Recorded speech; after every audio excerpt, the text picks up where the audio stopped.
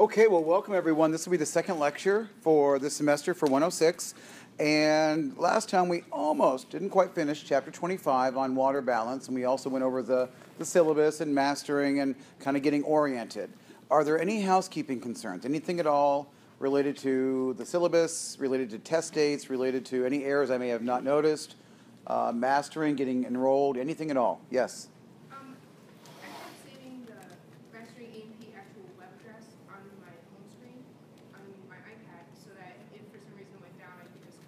Yes. And when I try to go through, it won't let me because it says it has to connect through. It has to connect through Blackboard. Yes. So does that no longer become an option with Blackboard? Let me look into that. I thought there was a way to get around Blackboard. I know you had to go through Blackboard to enroll, and I know you had to go through, I can enroll, I can get to it without going through Blackboard. Let me get that to you. Maybe I sent you the wrong address. So I will send you instructions on how to get to mastering without Blackboard if Blackboard should be down. Okay? I can get there, and I just type in mastering AMP into Google, and the first thing that pops up is a green box. Log in, green box. When you go to put in the teacher ID or the course ID or whatever it is, and it brings a red. I don't do a course ID. I just type in my username and password. But I may be special. So let me look. Okay, I'll try to find out from the student side. Maybe you can't do that. Yes, Stacy. I noticed in the grades area there's something about sending in your lab reports or safe assign. When we get to our lab report, there's only one lab report this semester on the muscle physiology, and when you get to that, you will upload that document to Safe Assign, which is an anti-plagiarism tool, and the same thing will be true, I think, for your case studies. Okay? But nothing to worry about right now. It's just when the time comes, I'll tell you all about the Safe Assign. Is there an assignment due today? There is. Flashcards, those are not optional this year? Those are not optional. And thank you for reminding me. I sent out an email yesterday. Those dynamic study modules, those like cards where you have a do you know it or not know it, and I really like them, and most students like them. There's a problem for a few students accessing them for mysteries I don't understand, and anyone in the past who's ever tried one of those, like if you've ever tried to do that assignment last semester, or if you're repeating the class, Pearson has to reset those. So I've asked for people to let me know if they're repeating the class, and number two, I think I'm going to move that till tomorrow, just one more day, so that I can get some of these things resolved. And so that dynamic study modules, if you've already done it, the one that was due today, I'm going to move it to tomorrow. Okay, and then if by tomorrow there's still an issue with your getting to that assignment, I will give you credit. So do not worry about it, okay, if you're having trouble getting to that first assignment because there's a couple little quirks that I can't get figured out, I will give you the credit. It's just a few points out of hundreds and hundreds and hundreds. It's not going to change your grade in the end, I assure you, okay, but I want to give you the opportunity to do that assignment. So I will make that adjustment. I'll move it to tomorrow, and hopefully by then everything's resolved.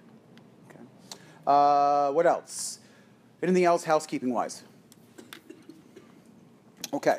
We talked about water balance, where it's found, intracellular and extracellular. We talked about the different places where fluid's found. I gave you some percentages just as a ballpark to imagine those. And then I was trying to get to the very end where we're talking about where sodium and potassium are normally found. And this is truly the big take-home lesson from that presentation in the very, very end. As well as you're realizing that because sodium and potassium are so important for so many different processes, they're important for muscle contractions, they're important for action potentials in nerves, they're important for blood clotting, those are very, very important electrolytes, sodium and potassium. The other ones are important, but those are the two main players. And I went through a couple of ways in which the body adjusts, right, to adjust for a high or low sodium. And there was really two ways to do it, right? You could get more sodium in or you could get more water out. Right? You saw sodium and water are so connected because if there's too much sodium, what happens? Saw you'd suck, right? So sodium being the major electrolyte here, sodium is going to draw more fluid into that compartment or vice versa. If there isn't enough sodium, then likely there won't be enough water in that area. So the body is working really, really hard through a number of homeostatic mechanisms to assure that your water balance and your sodium levels are in check. So we went through a couple of those scenarios. Name for me some of the hormones that were mentioned in that conversation somewhere. ADH. Okay, let's just think about ADH for a moment. Where is it made? Hypothalamus. stored and released from the posterior pituitary. The posterior pituitary is also called from lab the neurohypophysis, right? The neurohypophysis is specifically the posterior pituitary.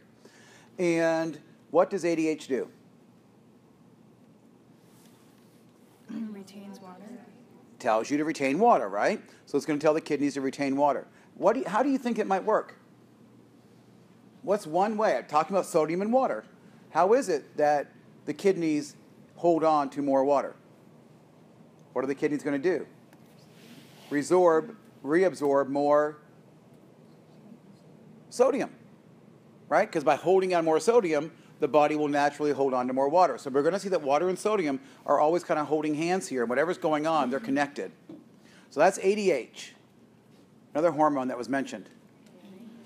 ANH or ANP, atrionatriuretic peptide or atrionatriuretic hormone. That one is made by the heart, specifically in the atria, and is released when the heart is being overworked, right? When it's being stretched. It's actually released when the blood pressure is high and the atria are saying, whoa, this is too much going on right now. So this hormone is released into the bloodstream by the heart. And what does this hormone do? What would you do if too much pressure? What are you going to do? Let go of the fluid. Let go of the fluid. So you're going to go to the kidney and say, with this hormone, do what? Open the spigot. And how is it actually going to work? By not allowing sodium to be reabsorbed. So more sodium will be in the urine, and therefore more water will follow, and you'll lose fluid from your body. So that's ADH and ANH. There were two other hormones mentioned in passing. Renin or Renin, you'll hear it pronounced both ways. Renin was produced by the kidneys. We'll come back and talk about this a lot when we get to the kidneys toward the end of the course. But renin is produced by the kidneys when blood pressure is too high or low? Low. The kidneys must have adequate blood pressure, right? Because think about, what do the kidneys do? They filter your blood. And if there isn't enough blood pressure, then there won't be enough filtration going on. And I think we know enough about the kidneys to realize that the kidneys must be doing their work. We must be filtering blood to get rid of the waste products. So if there isn't enough blood pressure to keep the kidneys happy, they send out renin. And what does renin do? Constricts the blood vessels in one way, and if you squeeze on blood vessels, what does that do to blood pressure? Brings it back up. Okay, so there's another way. We've got water and blood pressure and connections. There was one more hormone in there, wasn't there? Aldosterone. Now, aldosterone was similar in that aldosterone does what? Sodium retention. So there's two things that happen. When your blood pressure isn't enough, renin's released by the kidneys, and aldosterone is released by your adrenal glands. Now, aldosterone does the same thing, but does it in a different way. Aldosterone says to the kidneys what? Pressure's not high enough, so what are we going to do?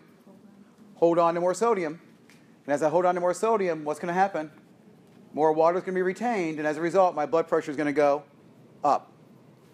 Okay, so we're seeing sodium and water and how they're connected, and we're seeing how many different systems are involved in this. We've got the kidneys, we've got the brain, we've got all sorts of things working together.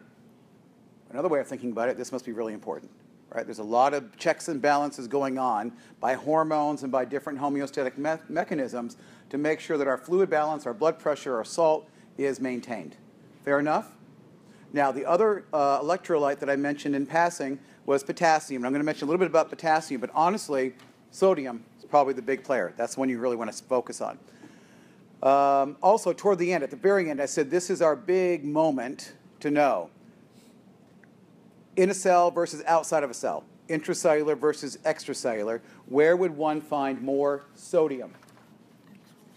Extracellular, right? There's always going to be more sodium outside of the cell, in the interstitial fluid or in the extracellular fluid, versus potassium, which will always be found in much greater concentration inside the cell. And that's just huge. And you're going to know that really, really well as we continue through this conversation today. So sodium more on the outside, potassium more on the inside. Now with the percentage of the water in the intracellular versus interstitial fluid, there's a little bit more water inside the cells. Does that mean that there's a higher concentration of solutes inside of cells to be able to hold more water than Stacy's going, I need to remember the figure. So you're going back to which figure, Stacy? Toward the beginning, right? Yeah. So the question was, going back to those two circles here, and your concern is that in the male versus the female? No, just overall. Just overall. Both of them, there's more in the intracellular than extracellular. Yes. So does that mean there's more solutes found inside of cells? Is that why there's Oh, more? yes, that's another good. Okay, so she's saying there's more fluid found inside of cells than there is outside of cells. Absolutely. Because what do we have inside of cells? What's in that cytoplasm? Proteins, sugar, or there's all sorts of stuff inside your cells, right? And everything is considered a solute. Everything can draw water toward it. So not just sodium and potassium, but proteins and everything else can also draw water in. So absolutely, there are more solutes, there's more stuff inside your cells than there is outside of your cells. And that also in part helps to draw water into your cells. Absolutely. Okay, so moving toward the end of this conversation, I feel like we've got this reasonably, we got the big ideas down pretty well.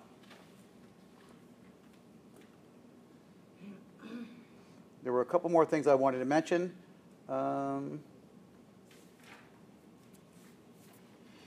Is this where I was in the end? I apologize. Did I get through sodium? Yeah, I talked about sodium, right? Just barely started potassium. Yeah, we talked about sodium, balances, imbalances, and we got to Clinton. Here we go, potassium, right?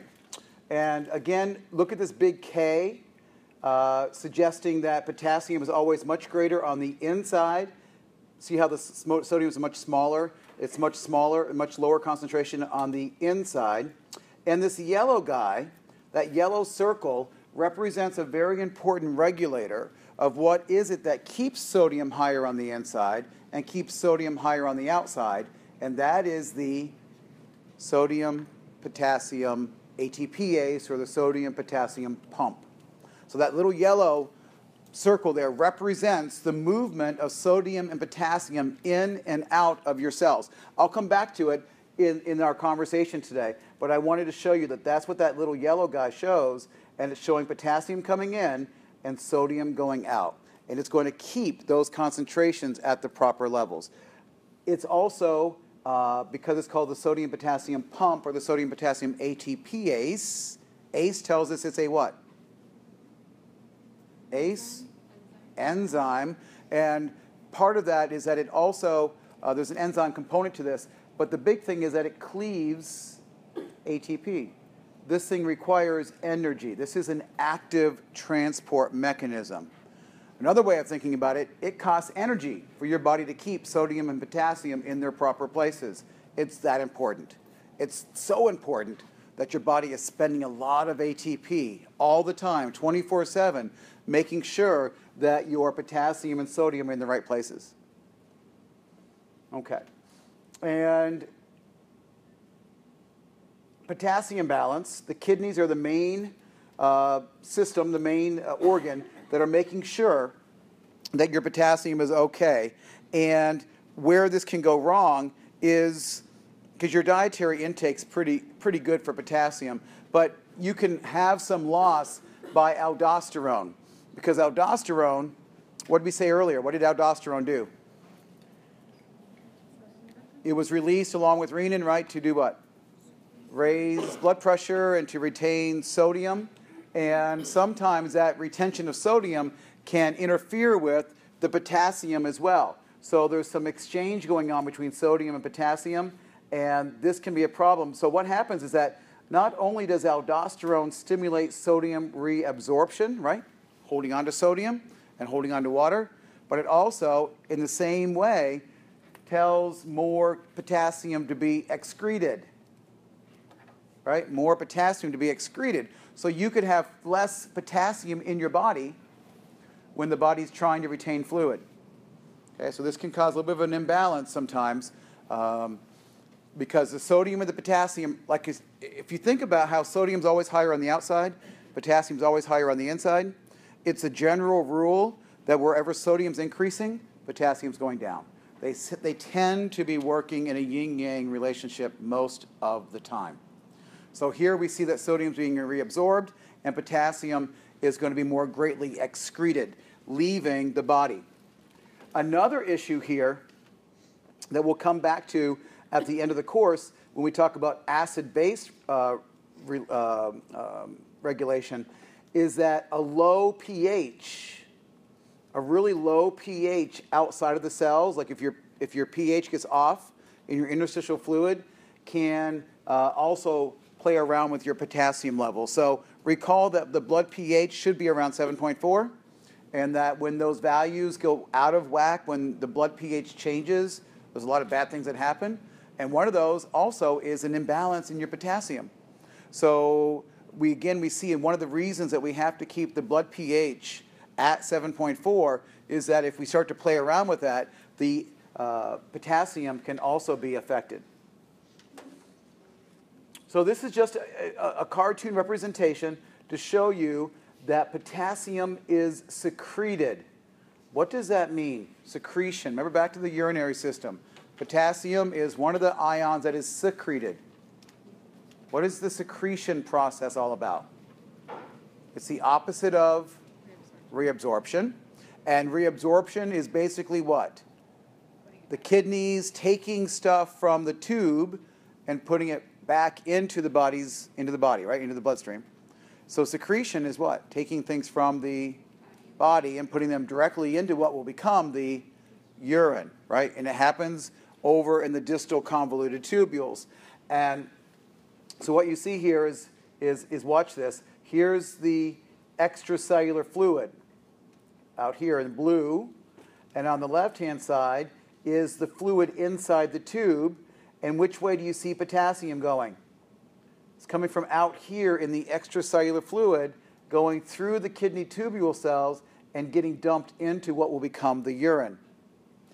What's missing right here so you can appreciate this better? What else would be right over here?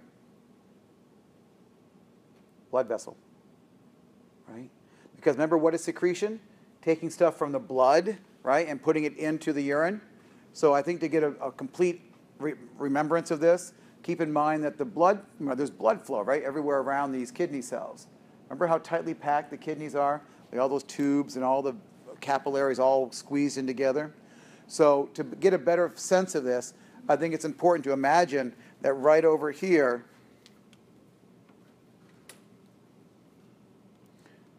that there be blood vessels right over here. So this potassium is actually leaving the blood, right, and going into the interstitial fluid and then coming into the kidney, into the tubule.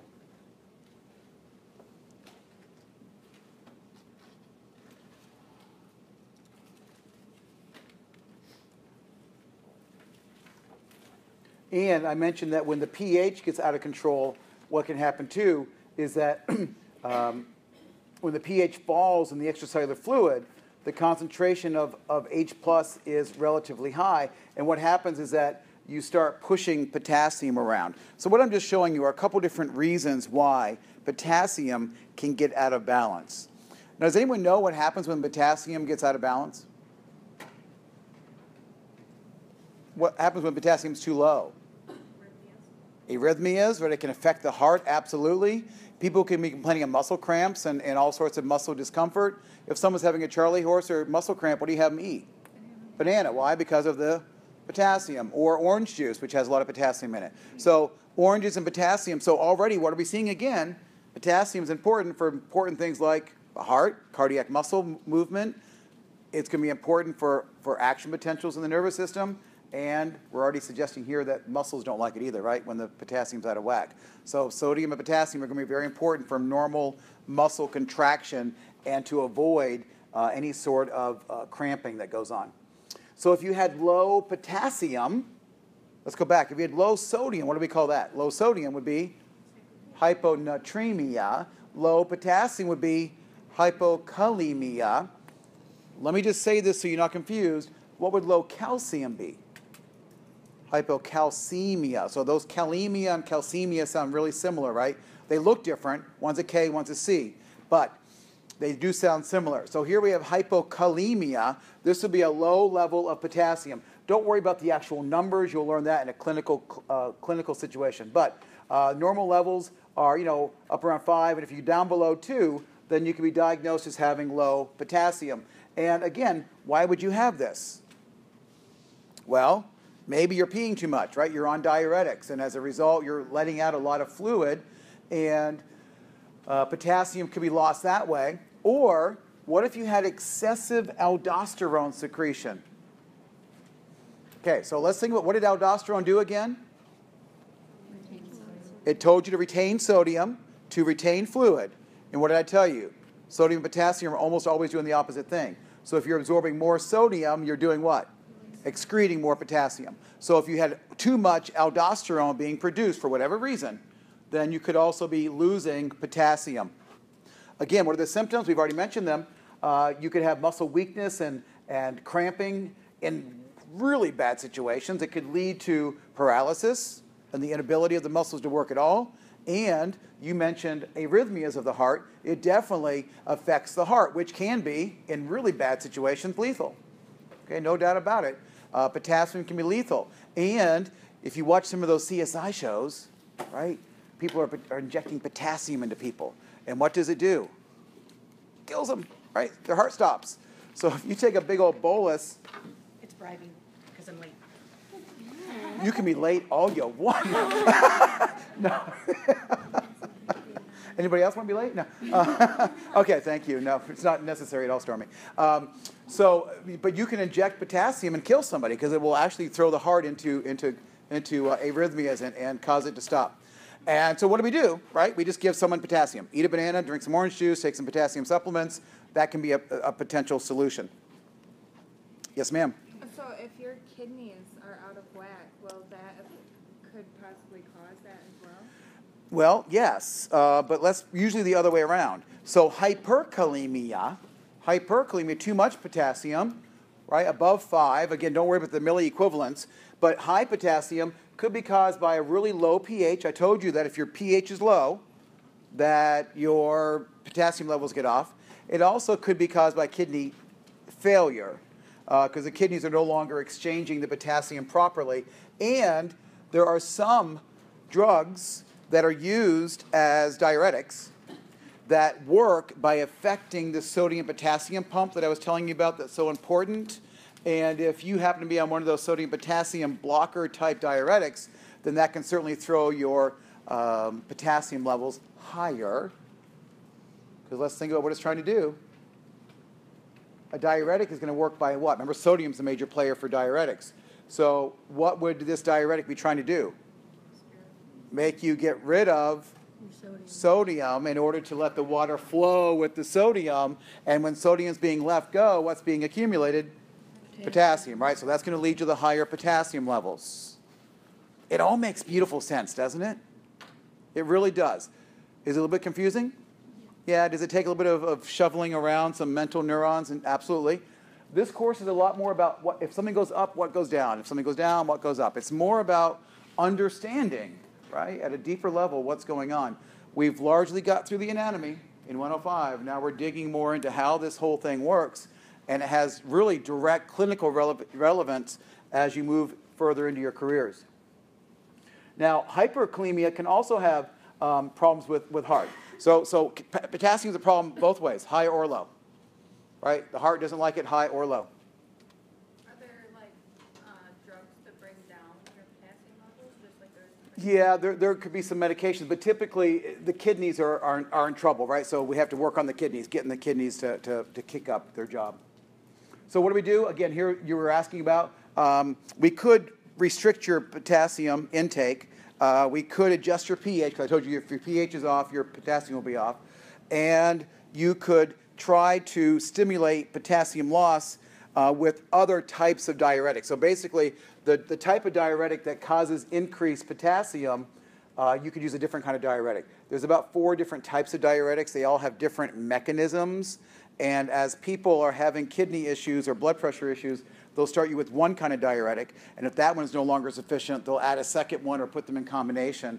And And sometimes you can be on 3 or 4 different kinds of diuretics that each are doing a different job. So we would take you off the one that was causing the potassium issues. Okay. And then again, if it's because your kidneys are shutting down, clearly you're going to be put on dialysis if you want to continue to live.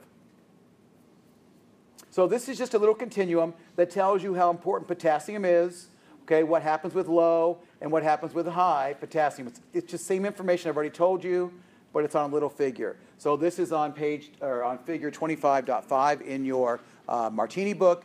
And again, this is, quote, visual anatomy. So if you will spend some time staring at these images, I think they'll really help you pull these ideas together. So these images are coming straight from your Martini textbook. And that brings us to the end of chapter 25, except this figure that you do not have, right?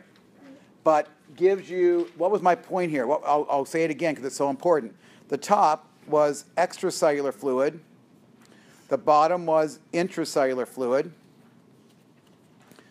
The first bar, I know it's hard to read, I'm going to put them across the bottom. The first bar is sodium on the far left, then potassium, then chlorine, then calcium, then phosphate, then osmolarity, OSM. So on the far left, sodium, right? And what do we see? Sodium is in far greater concentration outside. Second one, potassium, much higher concentration inside. Chlorine always is found where sodium is found. So sodium and chlorine sodium and chloride are going to hang out together outside of the cell. The next one is calcium. What do we see? Kind of low on both, isn't it? Right? You're not going to see it. You're not going to see large amounts of calcium in either place, but you're going to see enough calcium, right? There's going to be enough calcium to do the job that it needs to happen. There's even less calcium here, though. I think I alluded to this why, right? This says 5, and this says less than 1. Why do we see less calcium inside the cell than outside the cell? Crystals, right? I told you, you never want to see lots of calcium and lots of potassium, phosphates, right? I just misspoke, didn't I? Forget potassium. Look at calcium. I flipped over my own words. So this is calcium, 5 and less than 1. And then look at the next one, sorry, phosphate, right? Phosphate is higher where? Inside the cell, right? It's higher on the inside. Why do you find more phosphate inside a cell? Where do we find phosphate inside the cell? Phosphate is found in ATP. Phosphate is found in DNA, right? Sugar phosphate backbone. Phosphates are found in the cell membrane, phospholipids. Right? There's a lot of phosphates inside the cell, and we see that to be true here, don't we? There's a lot of phosphates inside the cell compared to outside, and there's less calcium on the inside.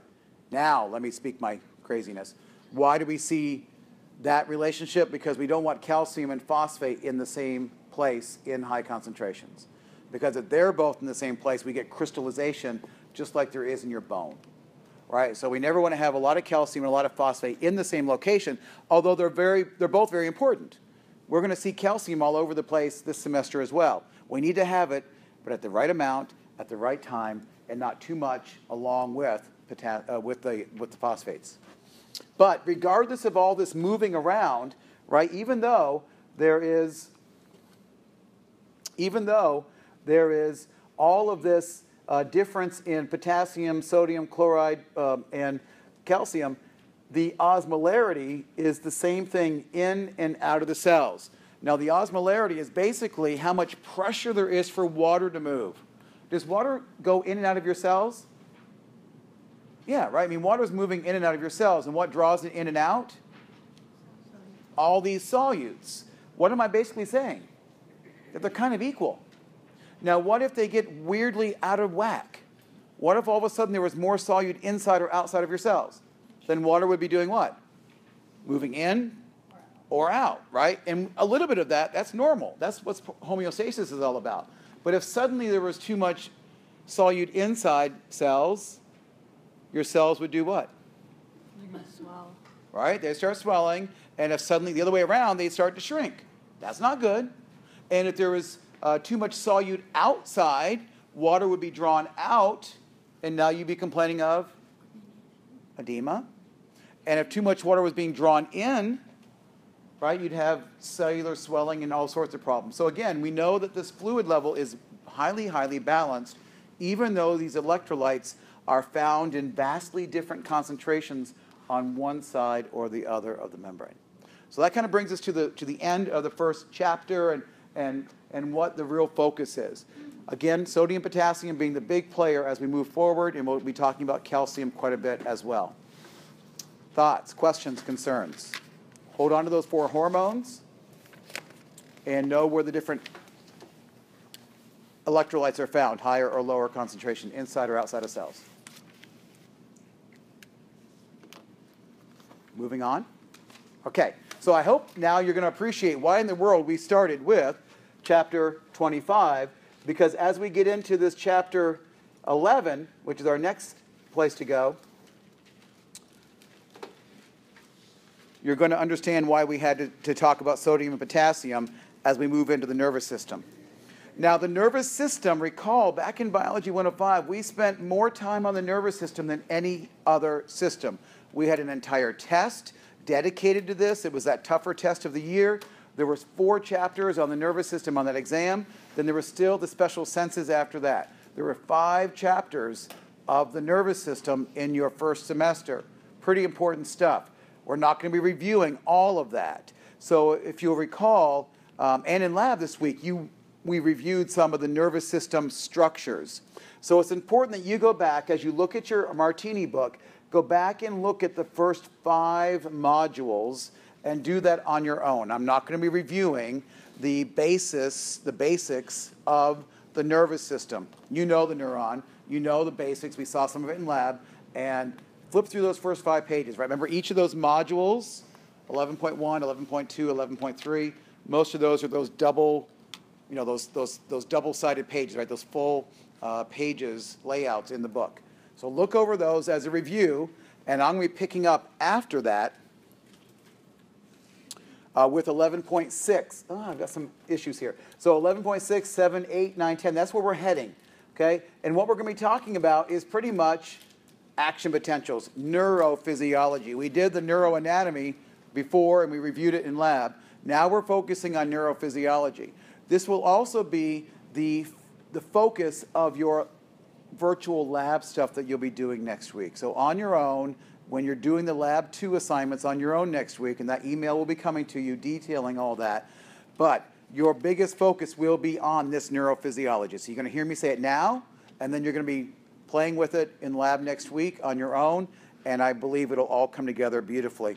You'll also be continuing on through 11.11, all the way through 11.14. So this is still going to be a very important major section of the course. Membrane potential. This is where we're going to pick up. And another way of saying membrane potential is the transmembrane potential. There is an uneven distribution of charge on the inside versus the outside of a cell membrane. Typically, inside a cell is more negative than the outside. Okay? Just like there's differences in sodium and potassium, there are also differences in the overall charge. If I could take a little electrode and stick it inside of a single cell, which people do in the lab, and measure the difference in the overall charge on the inside versus the charge outside of the cell, again, I would find that the inside is more negative than the outside. That's a general rule. And the difference between that negative and positiveness is referred to as the membrane potential, the difference in the charges from the inside and the outside. Now, this is true of all cells. So all of your cells have a slight difference between the inside and the outside. And the difference is for all sorts of reasons. It could be because of just the composition of the cytosol versus the extracellular fluid. It could be because of permeability. Remember, permeability is the ability of certain molecules to go into or out of your cells at will on their own, sort of passively. And then there could be active transport things. And that's actually a really big one. So when I say active transport of electrolytes, I'm not exclusively, but most often referring to that sodium-potassium pump. So I'm going to keep talking about it. And the sodium-potassium pump we'll hear a lot more about today. It is going to make sure that sodium stays higher on the outside and that potassium stays higher on the inside. So here is a cartoon representation of this, and what you're seeing is that on the outside of the cell, right, extracellular fluid, we're seeing a lot more positive signs. Right? There's just a more positive nature on the outside of the cell, and on the inside of the cell, there's a far greater negative collection. Okay? Proteins, by their very nature, are usually more negative. So all the proteins are shown here inside the cell, and you see more of a negative association with them. And what you're really looking at, to be most complete, is this little, see all these positive signs right here? So you'll oftentimes see all the positives right along the outside of the cell, and you'll see all the negative signs drawn just on the inside of the cell. That's not to say there aren't positive things on the inside and that there aren't negative things on the outside. It's just the overall balance is in this arrangement. Now, this membrane potential, this difference in negativity, is absolutely critical for your nerves to work. And here we go, right? I'm talking about nervous system, neural activity. It's going to be critical for your muscles to work. Okay, so we're going to be moving into that chapter after this next exam. This change in negativity is what's literally going to trigger your muscles to contract. It's what's going to trigger your glands to secrete. It is what is going to cause action potentials, or another way of thinking about the electrical signal, travel down an axon. It all comes down to little negatives and positives of this charge or this membrane potential. Every cell has what's called a resting membrane potential. What does it mean? When the cell is at rest, or when you're not playing with the cell, right? When the cell is not activated, there is going to be a natural membrane potential. Again, more negative, where? On the inside, and more positive on the outside. And different cells have a natural, that's just the way they are, and they have this certain resting membrane potential. But some cells are really special in that disturbance or that potential can change. And this is especially true in excitable cells. When I say excitable cells, maybe two things come to mind, I hope. Cells that have electrical activity associated with them. Neurons, right, have electrical activity associated with them. They send electrical activity very quickly through your body. And the other type of tissue or cells where you hear the word excitable, muscle, right? When you think about the characteristics of muscle, I hope you remember excitability, contractility, elasticity, right? There was that word excitable in there. So muscle tissue is excitable and nervous tissue is excitable.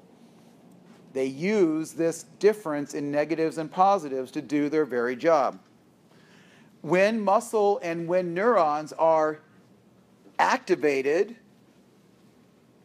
they're no longer resting, right? They become activated. At that point, this membrane potential changes, and we call this a graded potential.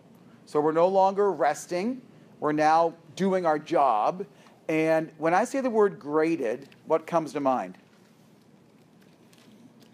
A, B, C, D, E, maybe? Or in a graduated cylinder, levels. So when you hear the word graded, right, there are many levels of grades, A, B, C, D, E. Or graduated cylinder, there's gradations on the side of the cylinder. Again, you're thinking about levels. So graded potential, let's put a word picture to this. There are many levels, right? There's different levels, changes that can occur to this potential. And this is going to be a temporary, localized change in the resting potential, usually caused by some stimulus. In other words, when light comes into your eye, light does what to the cells in your retina? Stimulates them, And guess what that's going to do? It's going to cause a change in the electrical activity, right? And send that signal down a neuron. When instead you are tasting, right? There were chemoreceptors in your nose and in your mouth, on your tongue. And when those different chemicals touch those receptors, guess what they do? Change the membrane potential. And that signal is now sent down the neuron. When your muscles contract, right? They're contracting, as we'll see more in the second test, but we'll see that they're responding to electrical activity coming down the neuron, and then the muscle itself changing its activity. That's why we can do muscle twitches, right? We're going to be looking in the lab. We're going to be putting electrodes on your muscles, right? We're going to be putting electrodes on your muscles, and when you squeeze your muscles, guess what happens? The electrical activity changes. And we can pick that up on an oscilloscope. When you do an EKG, what are you measuring? Electrical changes, right? That are visible on a scope because of electrodes and electrical changes in your tissues. So we're measuring that electrical activity when you do an EKG. We're measuring that electrical activity when you do an EEG, brain activity. We're doing that when you do an EMG, when you're testing muscle physiology. It's all about electrons, and it's all about negative and positive charges being changed by some stimulus. Now, when a neuron gets activated, it creates, sometimes, most often, an action potential. And an action potential is an electrical disturbance along the cell membrane that is going to be triggered by a large graded potential. So, what is a graded potential again? A change in the membrane at different levels, right? And what I'm telling you is that if the change is sufficient enough, look what it says, an action potential is triggered by a large graded potential. So if the disturbance is enough, if it's graded enough, if it's enough of a disturbance, then it can cause an action potential. And that's where we're going to be spending our time this afternoon, talking about action potentials. And then that action potential is very special in that it runs along the length of the axon and goes down the axon and triggers whatever's on the other end. Will you tell me what's on the end of an axon? Axon terminals and synaptic knobs. And then what's released from synaptic knobs? Neurotransmitters. Perfect. And those neurotransmitters are going to do what? One of three things. Tickle a muscle, telling it to contract. Those neurotransmitters are going to activate a gland, telling it to secrete. And those neurotransmitters could also tickle another neuron, telling it to send a signal somewhere else. Right? So that's really what's going on. We're going to figure out how in the world this darn thing called an action potential is generated and how it works and how this thing called the nervous system really is working. Questions so far? We'll put this all together, I promise you. So I've already alluded to this. What's a synapse? I've already jumped ahead. What's a synapse? Syn, S-Y-N, together. APS or APT, apps or apt, or apps means fit or fasten. Okay, so when synapse, sorry.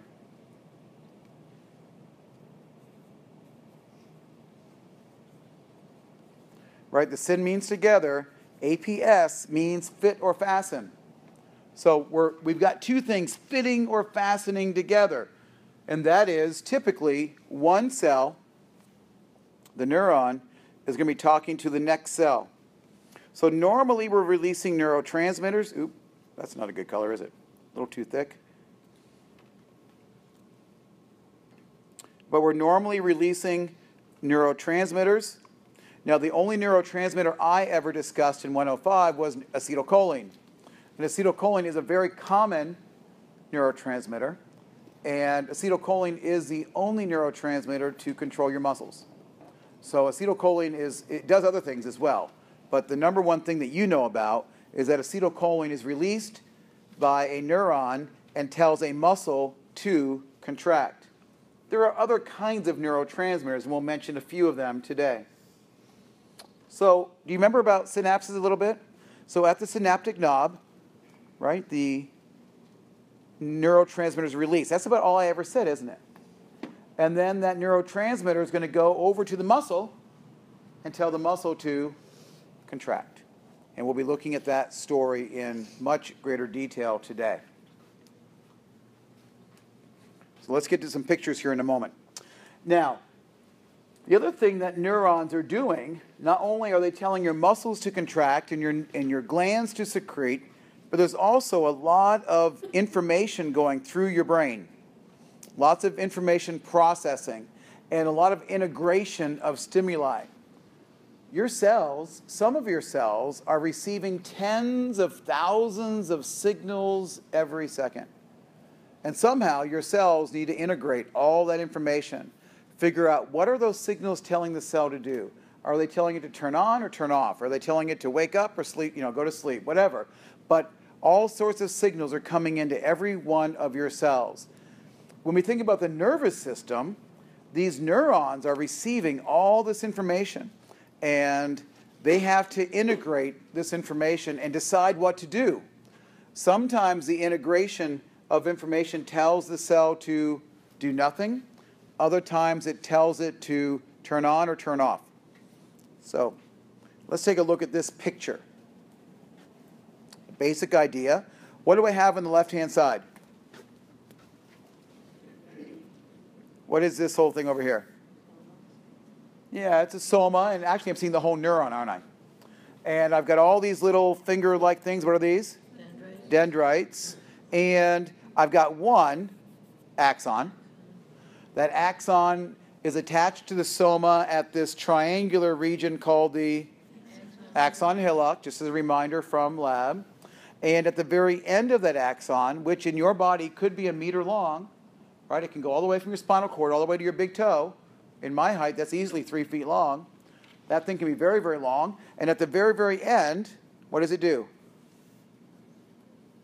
The axon will split up, right? It'll split into little sections. And what do we call those? Telodendria is one word for them, or axon terminals, right? And then at the very end of those telodendria, or at the end of those little terminals, there's going to be a little synaptic knob, right? Synapse. A little knob. It's sort of an increase in surface area, a little bit of a swelling that occurs down at the very end.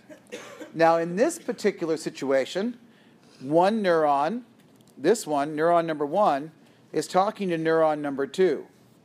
This is a neuron talking to a neuron. This could be a muscle on the side, or it could be a gland, but in this situation, it's a neuron talking to a neuron. And underneath this pink oval, it says synaptic activity, right? And what is it doing? It's sending electrical activity down the axon, and then neurotransmitters, like acetylcholine, would be released, and those acetylcholine molecules would go over and wake up this cell. Guess what that acetylcholine is going to do? Cause a graded potential. What does that mean? Change. It could be an A, B, C, D, E. It could be a change, right? It could be a little bit of a disturbance. It could be a lot of disturbance. But it's going to cause a graded potential. And that's why it says graded right here. Over here, here it says graded, meaning that it could be a little bit, it could be a lot. But if that graded potential, clean this off, if this graded potential is big enough, then it will cause an action potential. Okay? If that disturbance at the neuron is great enough to reach what's called threshold, enough to trigger the cell into sending an action potential, then it will send that action potential down the axon all the way down to the end. And then that will cause the neurotransmitters to be released. Now, the cell down here, when this signal reaches this cell, what's happening at this cell? It's now being activated, isn't it? So what's being formed on the second cell, number 2? A graded potential. And if that disturbance is big enough, what we're not seeing here, let's say this is the axon for that second terminal, or that second axon. If that graded disturbance is great enough, what will happen on neuron number 2? It will send an action potential. Okay, beautiful. We're getting the general idea. So let's just keep breaking this down. I'm excited, right? So that was just a quick review of what's going on. I may have gotten a little bit ahead of myself in there, but make sure when you're reading through the PowerPoints, as you're reviewing this, that you're not ignoring these little spacer slides. These are like little review slides. So make sure you can understand what a membrane potential is. Make sure you know what a graded potential is, and I'll be telling you more about action potentials here as we go through this. And also make sure this idea of information processing, that cells are receiving many signals and that they're having to decide what to do with this information.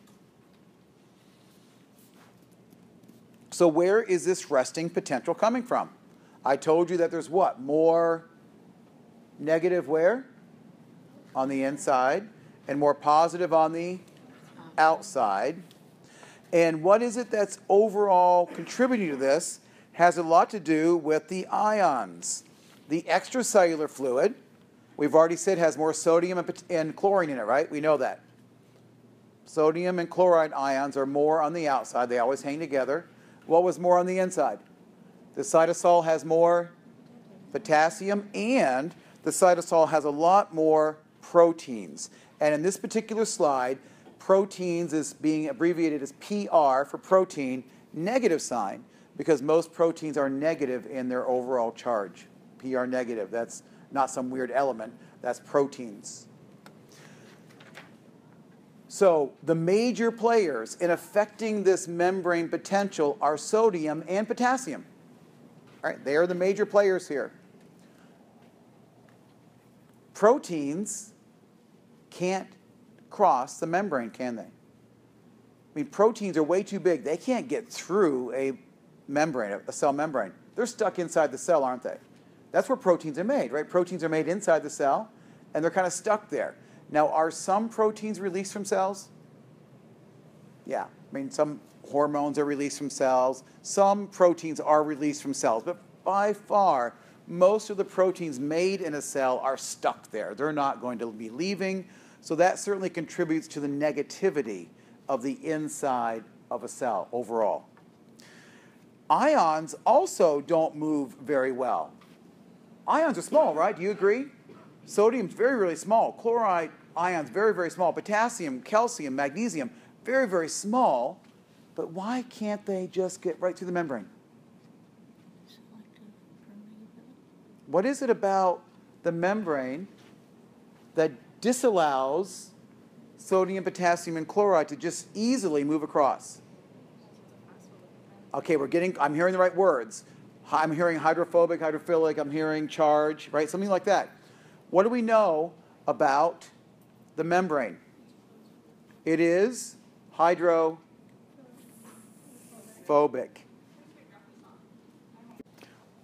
The membrane. I'm going to draw this. You know how horribly I draw, but we'll try this. Okay? Double membrane, right? Phospholipid bilayer of the cell membrane. And what is it that's found inside the membrane? Remember, there's little phospholipid heads, right? Remember this story a little bit? And on the other side, there's also little phospholipid heads. And what does that mean about the membrane itself? It's very what? Phobic. Which means what? It does not interact with water. That means it doesn't, what is water? Water is a what kind of molecule? Polar, right? So let's get our lesson from long ago back in our head. Water is polar, which means that water has what? Charge. Water, negative and positive with it, doesn't it? So what does that tell us about the membrane? It doesn't like things that are charged going through it. So things like Na plus and K plus and Ca2 plus and magnesium and chloride Cl minus, those charged ions, even though they're super small, are not able to simply navigate their way through the membrane because the membrane is very hydrophobic and ions are very hydrophilic, which is why they hang out in the cell fluid, cytosol, and why they hang out so easily in the extracellular fluid. So how am I going to get ions in and out of cells? Active transport. There we go, right? So we're making these beautiful connections. These things can't move on their own. They can't just diffuse. There's going to be a few exceptions, but for the most part, these ions cannot just move on their own. There has to be some sort of protein channel, a channel, right? Some sort of pore that allows these molecules to move through the membrane without being inhibited by the hydrophobic nature of the membrane, right? So these ions are stuck kind of where they are, except what I tell you about that sodium-potassium pump, right? It's always moving potassium in where it's supposed to be, and it's always moving sodium out. If you were a sodium molecule and there was already more sodium outside of the cell, if sodium moved by passive diffusion, would sodium go in or out? Think about, okay, let's just wipe our mind clean for a second. Think about diffusion. What is diffusion? The movement of molecules from an area of higher concentration to an area of lower concentration without the use of energy or ATP. So if the cell could just move sodium and potassium anywhere it wanted to go, sodium would be always doing what? Coming in, because it's always on the outside in higher concentrations. It would want to come in. Potassium would want to go out. What's the sodium-potassium pump doing? It's pushing it the way it wouldn't want to go, isn't it? It's telling sodium, you belong outside. It's always shoving it outside.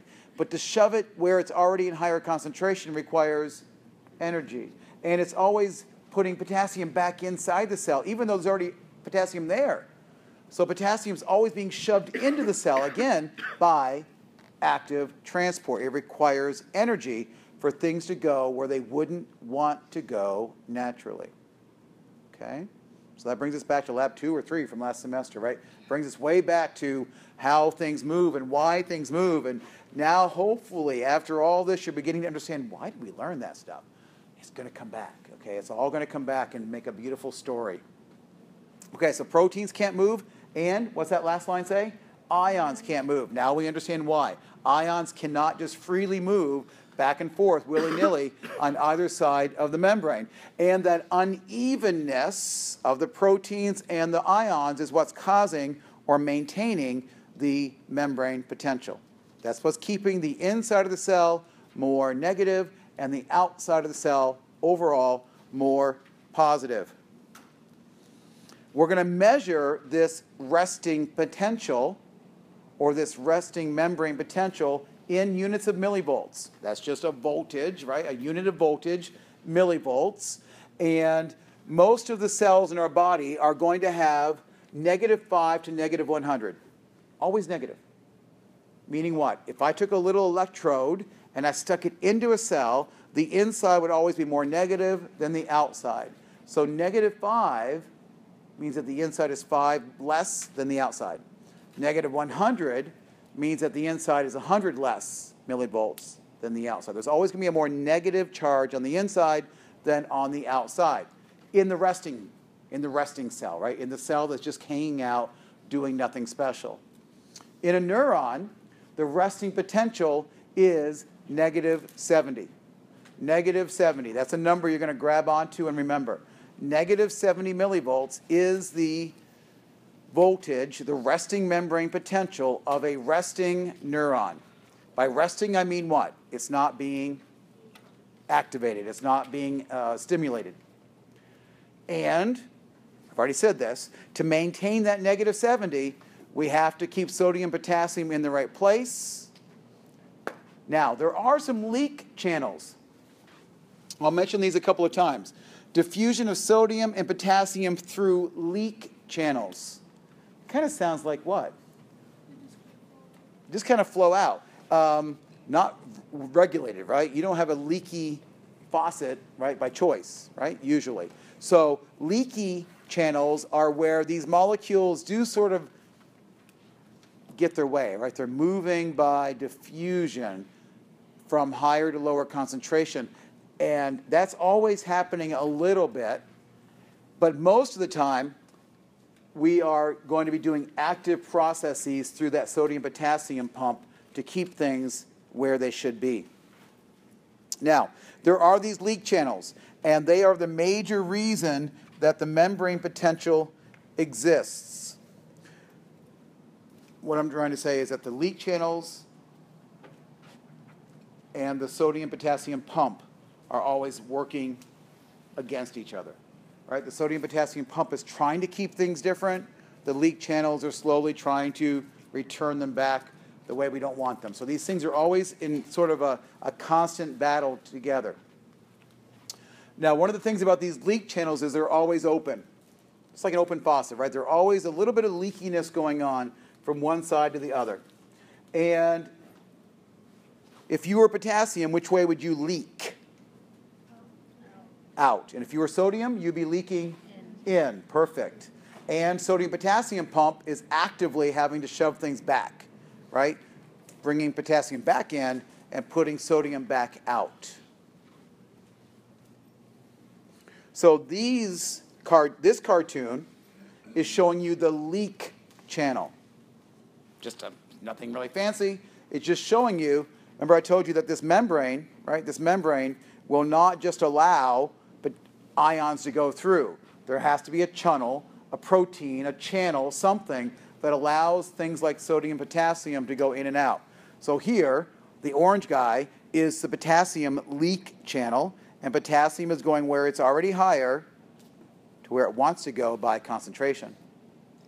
And sodium, which is already higher on the outside, wants to leak on the inside, right? We just said that. So these are the leak channels. Not well regulated, always open, right? There's no gate on that. You don't see any way of stopping that. It's just there. It just happens. It's the way the physiology is set up. No. Are those specifically made for those two? Are they specifically made? No, I don't. They just kind of sneak through. They just kind of sneak through. Let's just say they just kind of sneak through. Because you would say to yourself, why in the world, right? Do we have this constant battle going on? So I don't think those leak channels are exclusive for potassium or sodium. It's just that sodium and potassium leak through other channels by chance. Okay, that's a half truth, but we're not going to worry about it. Okay, just it's a half truth. Another way of saying it's a half lie. I don't want to go where we don't need to go, but it's a good question. What I do want you to focus on is this, sodium-potassium exchange pump. I also call this the sodium-potassium pump or the sodium-potassium ATPase, same thing. What this one is doing, this is really interesting, it's not pumping things equally. It sends 3 sodiums out for every 2 potassiums it brings back in. Isn't that interesting? It's not an even exchange. So if you're putting 3 sodiums out for every 2 potassiums that you're bringing in, what's happening to the overall negative-positive charge inside the cell? I'm losing 3 positives for every 2 positives I gain in. So the inside is becoming or maintaining more of a negative. Okay, so there's another thing that contributes to the negativity of the inside of the cell, is that I'm always pumping out 3 positives, but I'm only pumping in 2 positives in exchange, right? So I'm losing more positive. Another way of thinking about it is I'm gaining more negative, right? Every time that sodium-potassium pump works, the inside is being maintained more negatively. And that's why this slide says, right, that this sodium-potassium pump helps to what? Maintain that stable negative resting membrane potential. In a neuron, what was that resting membrane potential? Negative 70 millivolts. Right? So that's the number we're going to just grab onto and remember. So let's take a look. This is the craziness that's happening in your membrane of a neuron. This is a neuron. We're looking at the membrane of a neuron. It's the same membrane, right? It's the same kind of membrane of any other cell. It's a bilayer, phospholipid bilayer. We've got the outside of the cell. Look what it has. Positive signs, right? The outside is more positive. The inside is more negative. So you see a bunch of negative signs kind of lined up right along the inside of the membrane. This picture is showing me the leaky potassium was orange before, wasn't it? It's the same thing, right? So it's showing me that the positive potassiums are leaking out to the outside. That's the potassium leak channel. And it's also showing me that some positive sodiums, oh, there it is, yeah, it's labeled. The sodium, positive sodiums are, by the way, leaking in. But there's also something that's helping to maintain against that. And this oval right here represents the sodium-potassium protein pump. And what do you see in cartoon? What are those? Potassiums, right, are being brought in. 2 potassiums are being brought in for every 3 sodiums that are being shoved back out. So the previous picture showed you the potassium and the sodium pump kind of just sitting there on their own. This is showing you that, yes, those sodium and potassium pumps are around, but there's also that sodium-potassium exchange pump, that ATPase, that is there. Now, why is it called an ATPase? A moment ago, I said it was an enzyme. This thing itself is not an it's a pump, right? But it has an enzyme activity. And what do enzymes do? Break things down or build things up. And what this particular, quote, enzyme does is it does what? Takes ATP and makes ADP, which is a way of saying ATP gets broken down. ATPase. So that's why you'll hear it called the sodium-potassium ATPase, because it requires ATP, and ATP is destroyed in this process. It costs energy. It takes a lot of work, if you will, for the body to maintain this negative 70 millivolts. If I stuck a little electrode, that's what's showing up here in the upper left. If I had a little meter and I stuck a little electrode inside the cell, it would say that the resting membrane potential is negative 70. It's 70 more negative on the inside than it is on the outside. That's the resting membrane potential. How are we doing so far? What else is found on the outside? A lot of sodium and a lot of chlorine, right? Remember, chlorine's found wherever sodium is found. So they're found both in greater concentrations on the outside. I'm going to turn this little video on. I'm trying to remember something. I think if I turn this on, it doesn't always record very well on the recording on the YouTube video. So I'll turn this on now. And I'm also going to discover when I do this whether or not the speakers in this room are set up to hear it. If it doesn't, it's going to show the words on the screen, and I'll narrate it for you. This video is one that I know for sure I have assigned as part of your homework assignments. So you're going to see this video again, and you'll be answering questions about this video. But it really is a nice little video to have a visual little story going on here. In order for you to run these videos, you can run them in your PowerPoints, and you have to have your PowerPoint in display mode. So down here in the lower left or lower right, you've got to have it on the full screen display mode in order to play it. If you just have it in this mode, it will not play. You don't see, it doesn't, nothing happens. Okay? So you've got to have it in full display mode like this, and then it will go.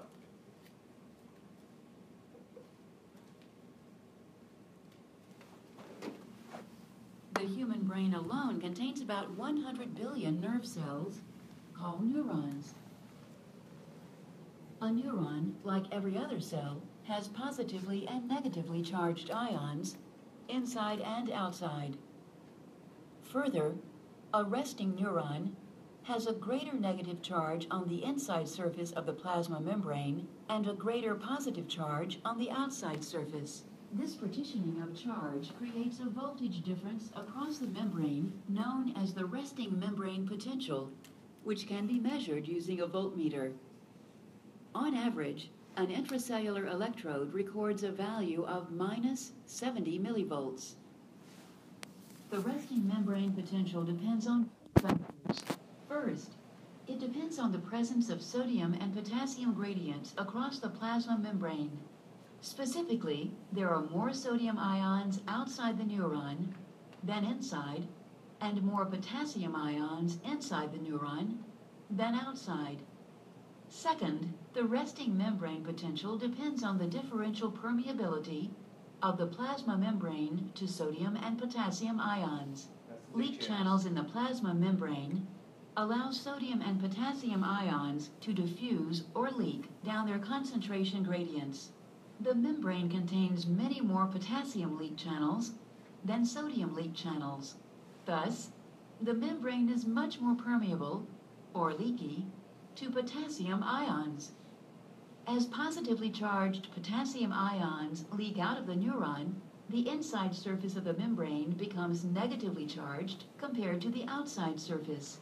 If potassium was the only ion moving, the potential would stabilize at minus 90 millivolts.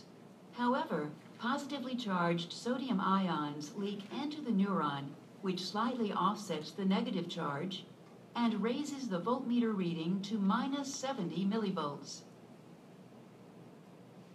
Sodium-potassium pumps actively transport sodium ions out of the neuron and potassium ions back in, compensating for the sodium and potassium leaks.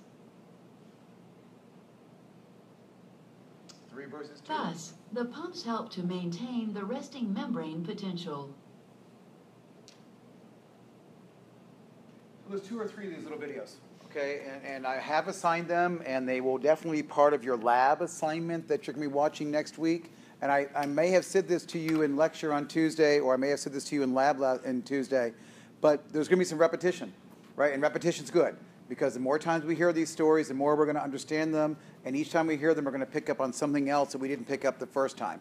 So you will be watching some of these little video clips numerous times, and please don't consider them busy work. Consider them an opportunity to really understand it. So there's going to be some repetition. Just know it's going to be there, and it is definitely intentional on my part. I don't want to get this email saying, Mac, this is the same video we've already watched. Yep, I know. Okay, I made it that way. So you don't need to tell me about it. I set it up that way. So that would be an electrical gradient, right? On the inside and the outside. Question? So the video talks about having more potassium. Yes, I did not say that before. It is true that those leak channels, right, that are sitting there just allowing potassium and sodium to move, it said that the membrane is more permeable naturally to potassium, which means that more potassium is constantly doing what? Leaking out, right? It has the ability. And as Stacy was asking, are they specific for potassium? Let's not care about that. But regardless, potassium is leaving the cell more often than sodium's coming in, which is another reason why we need that sodium-potassium pump to make it up. But it's also a reason why if more potassium's leaving than sodium's coming in, then we're losing more positive charges, leaving the inside of the cell overall more negative. Okay. It all fits together. It all fits together in a beautiful story. So there's an electrical gradient and there's a chemical gradient, isn't there? What I was telling you last time in the chapter 25 stuff is that there was a chemical gradient. In other words, there's more sodium in one place, more potassium in another place. And oh, by the way, in addition to chemicals being in different places, creating a gradient, there's also a difference in the charges. More positive on the outside, more negative on the inside. So there's 2 kinds of gradients, aren't there? There's electrical gradient and a chemical gradient. Together, we can call this a electrochemical gradient, right? It's a combination of the 2 things thrown together. And together, these are going to create, right, going to help create this resting membrane potential. So here it is, differences in chemicals, differences in charge.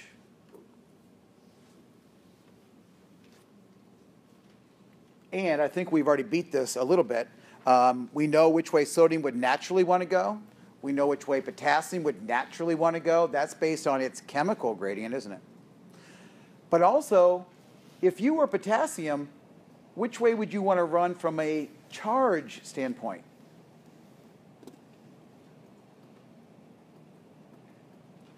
There's more negative on the inside of the cell, right? Mm-hmm.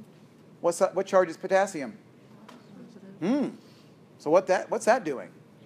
Would negative and positive want to repel or stay together? Stay together, right? So whereas potassium wants to leave because of concentration, potassium would want to kind of stay, right, because of charge, right? So we see that there's kind of 2 different battles going on. There's a battling of the charge, and there's a battling of the concentration. And together, right, they work together to create this membrane potential that we've been describing. The video also mentioned that if potassium could leave all on its own, the membrane potential would not be -70, but instead it would approach -90. Why? Because potassium would keep leaking out, and that would make the inside even more negative. If instead sodium could simply come flying in, that would be overwhelming, and the inside would actually be more positive than the outside. So what does that mean to us? Do you think the cell wants to be -90? No. It's not going to work well at -90. Do you think the cell wants to be +66? Not a chance, right? We always want cells to be negative on the inside for the most part. So clearly again, what I'm trying to convince you is that sodium-potassium pump is absolutely critical for maintaining this electrical gradient. Okay, again, I think I beat this already. I've already said this in 6 different ways. So here it is in wording for you. So where is potassium at rest, and where is it going to go? It's here for you. So that difference between chemical and electrical gradients, right? I said to you that potassium wants to do what? By charge, it would want to stay in, wouldn't it? By concentration, it wants to leave. Sodium, by concentration, wants to come in, but by charge, it also wants to come in. Think about it, right? Because the outside of the cell is already more positive, and sodium is positive, so what do 2 positive things do? Repel. So 2 positive magnets would repel. So it's another little story, isn't it, for sodium. It actually, so read this carefully. What I've just said is all right here. But potassium, the electrically would want to go in, chemically would want to come out. Okay, that's what's written here. And if we're talking about sodium, and that's what's shown here in the picture, and sodium would want to go, would be the same direction for both of them. So in this picture then, just to put this all together, we'll get to sodium in a second. Here's potassium. So is what I'm saying making sense? And if it's not, you're not going to raise your hand and volunteer that it's not making sense, right? So on one side, this is what's going on with the chemical gradient. Remember, potassium is greater on the inside. So by charge, it's going to want to get out of there, right? But that was by chemical. By concentration, it's going to want to get out of there. But by charge, what does it want to do? It wants to stay. It wants to go back in, or the negative arrow going down. Because by charge, right, the positive potassium wants to hang out with the negative inside of the cell. Okay. So that's potassium. Whereas sodium, as I've said, electrically, well, let's start with chemically. That's easy, right? By concentration, sodium wants to come on in. By charge, it also wants to come on in, right? So there's actually both of those electrical and chemical gradients are pushing sodium into the cell. And what did I say? That if the sodium could do what it wanted to do, what would happen to the charge inside the cell? It would go all the way up to positive 66, right? So now we see why, right? Because sodium wants to come flying in both by charge and by concentration. Is that also why for potassium it only would be -90 because it still kind of wants to stay? Right. So good catch. So the cell would go from -70 to only -90. Relatively small change if potassium had its way, whereas massive difference in sodium. Why? Because both chemical and electrical gradients are trying to shove sodium back into the cell.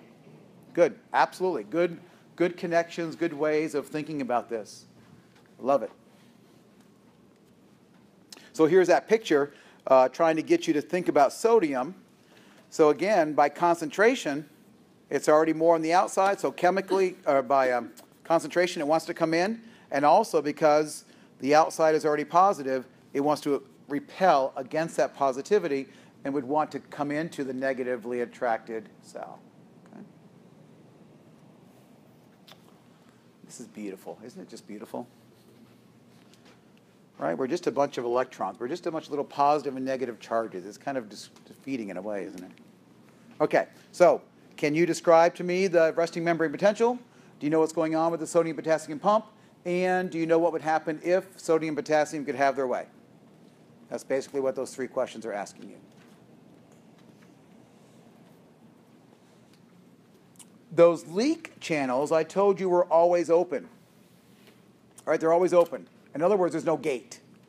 Okay? Those channels are always open. They're just like a tunnel, and there's no guard on either end. Just things can move in as they want to.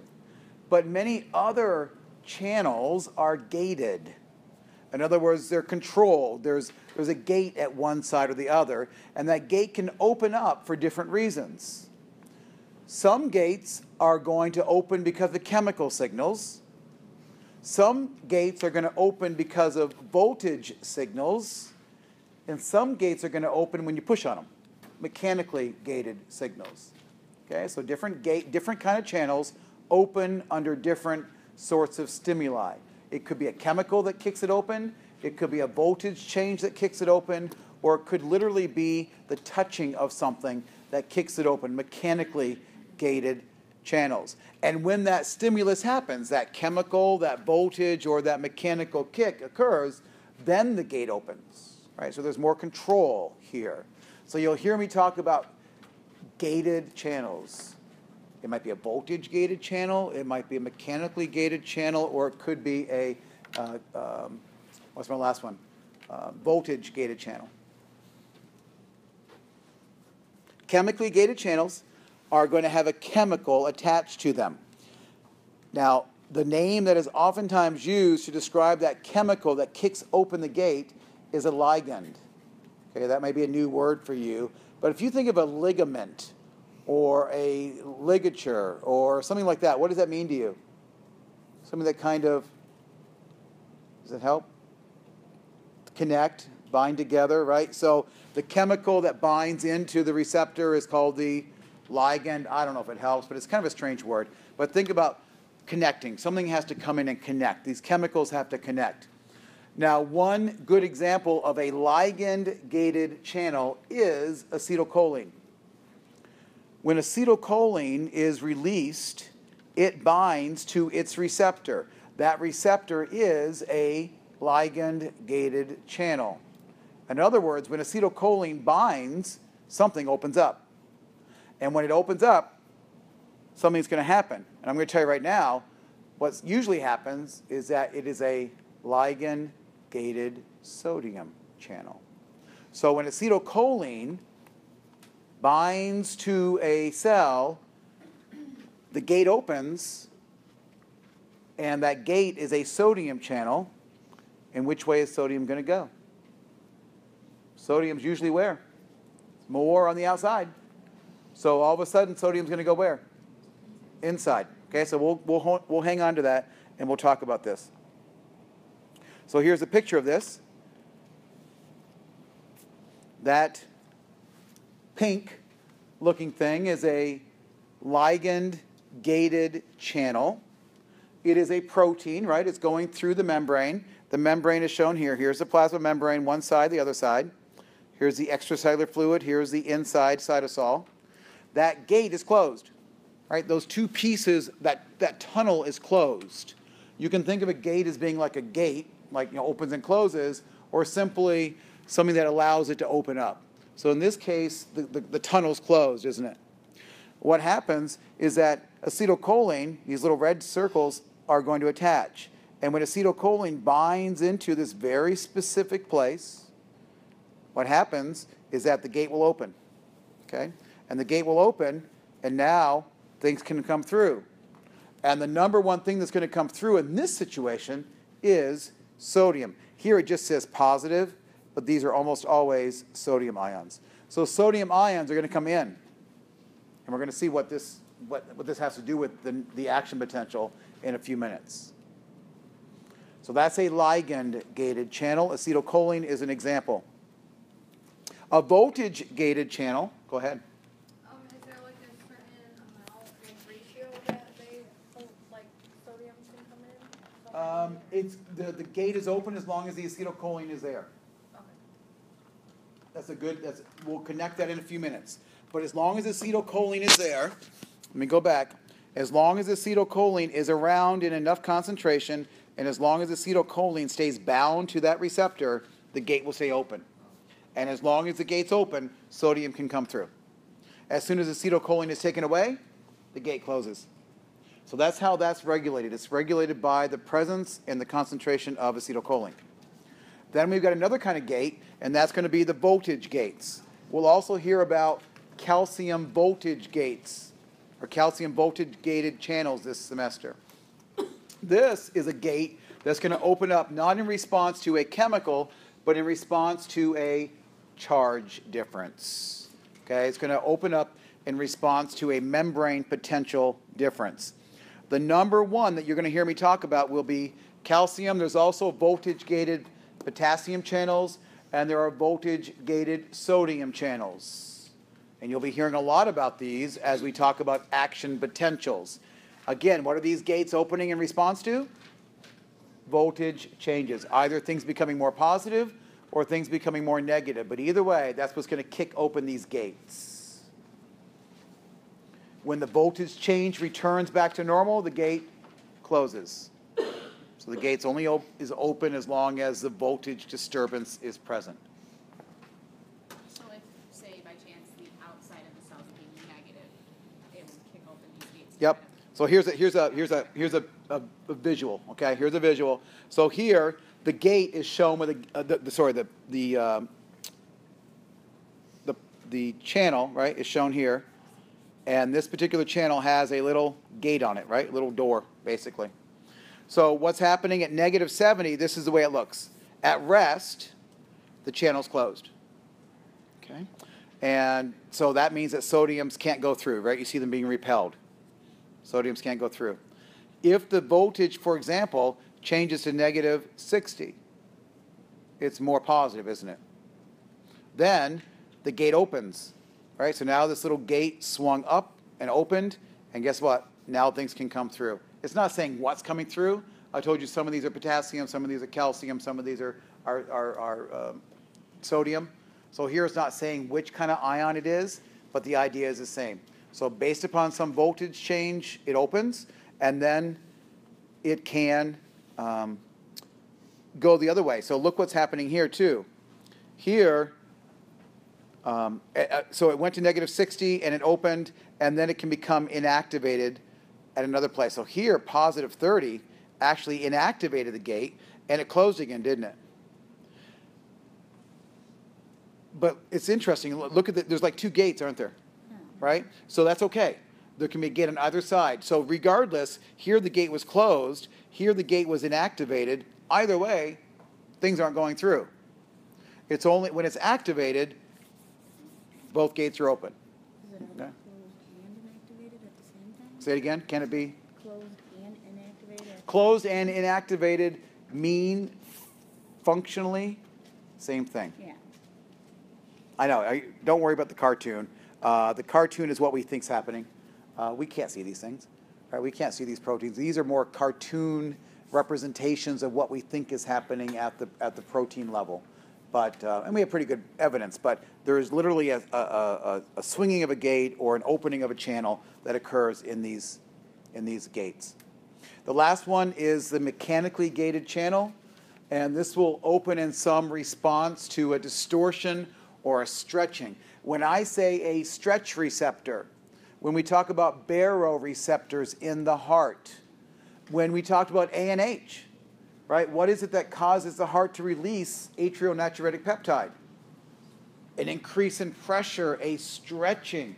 There's actually mechanically gated channels that literally are being stretched, and when they're stretched, they're opening up the gates, and when the gates open, this particular molecule is released. So these are going to respond to touch, pressure, vibration type things. You see the idea that here the channel's closed, right? Again, we got a different kind of image here. And something pressure-wise, something pushed.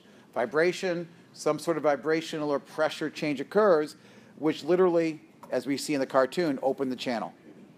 And then when that pressure is gone, the gate closes again. So these are just cartoon visuals to get you to think about it. So we have some gates that open in response to chemicals, some that respond to voltage, and some that respond to mechanical touch. Now, where are these different channels in a neuron? There are chemically gated channels along the cell body and along the dendrites. Well, when you think about cell bodies and dendrites, what can happen there? Do you remember back to 105, I mentioned there were different types of synapses, and the axon could come in and touch the dendrite, or the axon could come in and touch the soma. And so this is, when you think about the soma, when you think about the dendrites, this is where the cell can become activated, isn't it? This is where the graded potentials can occur. So that's gated chemical or chemically gated channels. Then there are going to be a lot of voltage gated channels for both sodium and potassium along the axon. And then there will be voltage gated calcium channels down at the axon terminal. So what are we seeing? These channels are distributed in different places. And the distribution of these channels is going to have a lot to do with how they work and where they work and why they work and how they work when they do. But refer back to this slide when you see the picture, because you're going to see that these gated channels are found in different places along the neuron. Okay, so what did we say? Along the soma and the dendrites, chemically gated channels. Along the axon hillock and the axon, voltage-gated sodium and potassium channels. And down at the telodendria or down at the axon terminals, some calcium-gated channels are found. So you'll hear me refer to those. You'll be reading about those. You'll be hearing a lot about them. So that brings us to the end of that little section, 11.8. Yes, ma'am? Where's the mechanic? No mechanical gated channels in a neuron. Good question. And if you look back at that slide, a couple slides back, it says that these, I didn't say it, but these mechanical gated channels are important for sensory receptors like in touch, vibration. So there's no touching that's activating anything with your electrical signals, at least within a neuron. If I touch you, right, if I touch you and you feel vibration or pressure, that was a mechanically induced stimulus that will cause your touch receptors to be activated that I just touched you, right? But in a neuron, they're not there, right? You're not touching neurons. I'm touching your skin, but I'm not touching neurons. So within the neuron, there are no mechanical receptors, but there are gated and voltage channels.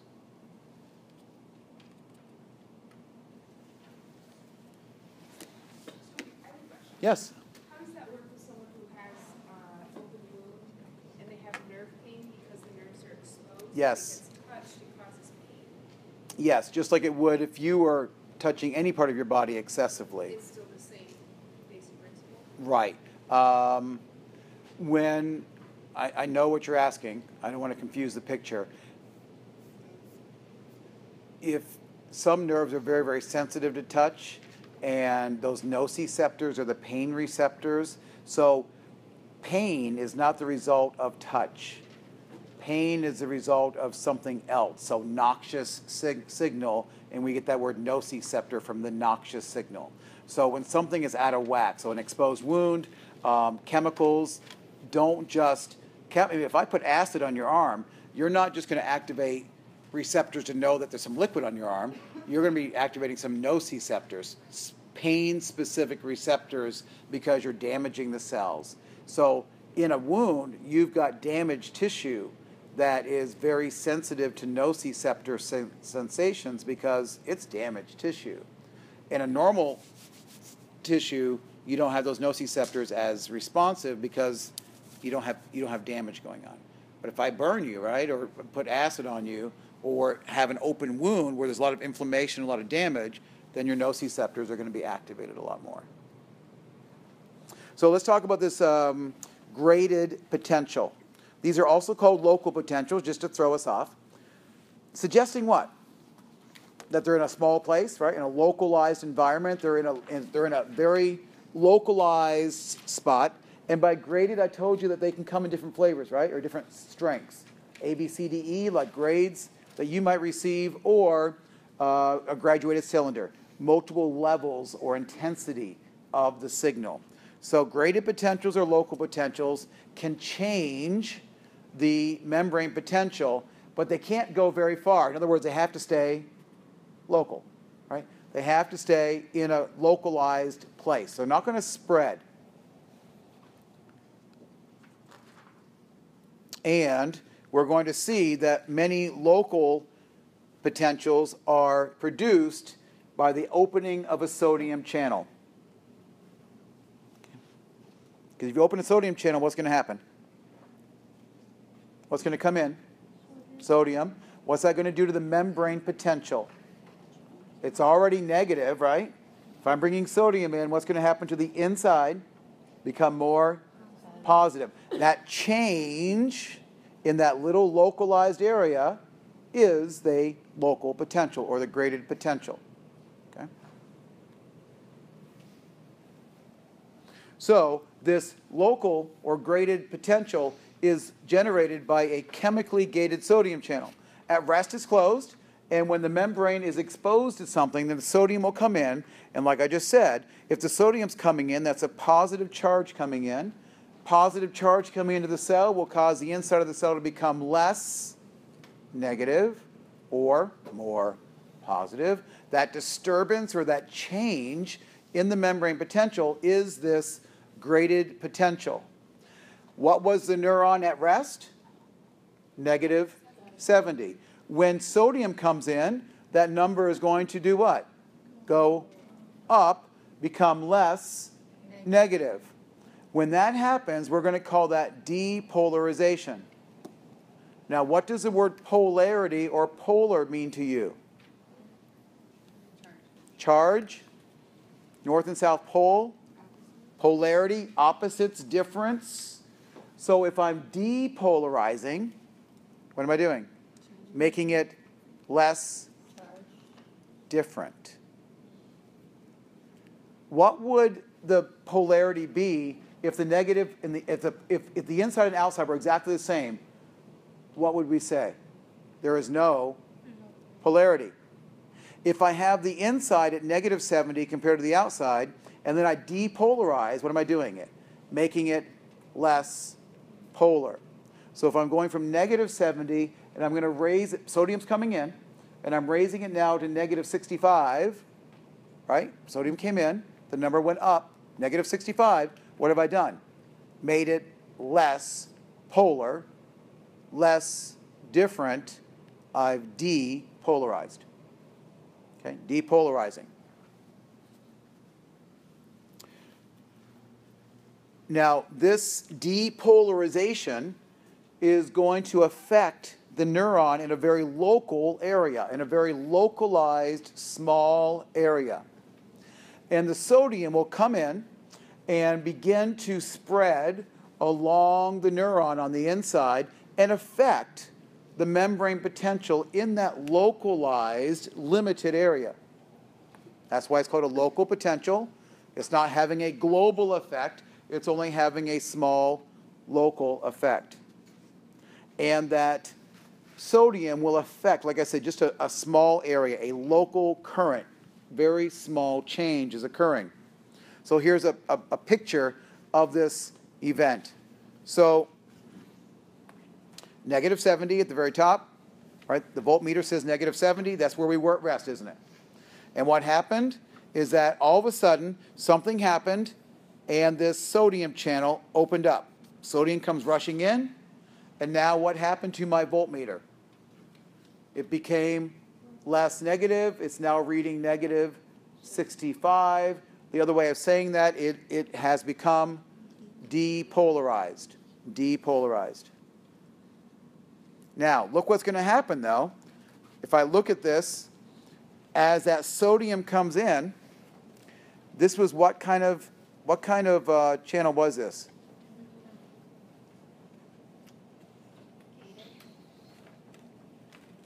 Chemically gated, right? Chemically gated. So so there's something out there, right, that's causing it to open. But look what happens as sodium comes in, So sodium's coming in. This was resting down here. This is resting. And the sodium came in and caused a local current in this area. Over here, what happened? Nothing, right? Nothing's changing over there. What I'm trying to show you in this picture is that it's just a very small area of the axon that's been affected. Parts of the axon aren't even aware that there's been a change here. It's a very localized difference in that very small area. So there's a local current change. In fact, here, the current even went down to negative 60. Or I should say up to negative 60, right? It became a little bit less negative. Now, what if that amount of depolarization is rather significant? What if there's a lot of sodium coming in? What would happen to the threshold? Sorry, what would happen to the potential? It would become more and more positive, or less and less negative. And at some point, right, you will have enough sodium to trigger a greater depolarization, which means what? The number has gone even higher, right? Less negative. Now, when the ions come in, they're going to spread in all directions, right? And that's going to start changing the local environment. But at some point, we can start getting more and more of these channels open. More sodium will enter, and a greater depolarization will occur. So this is what's shown on this figure. This is showing a neuron, and there are two axon terminals coming in.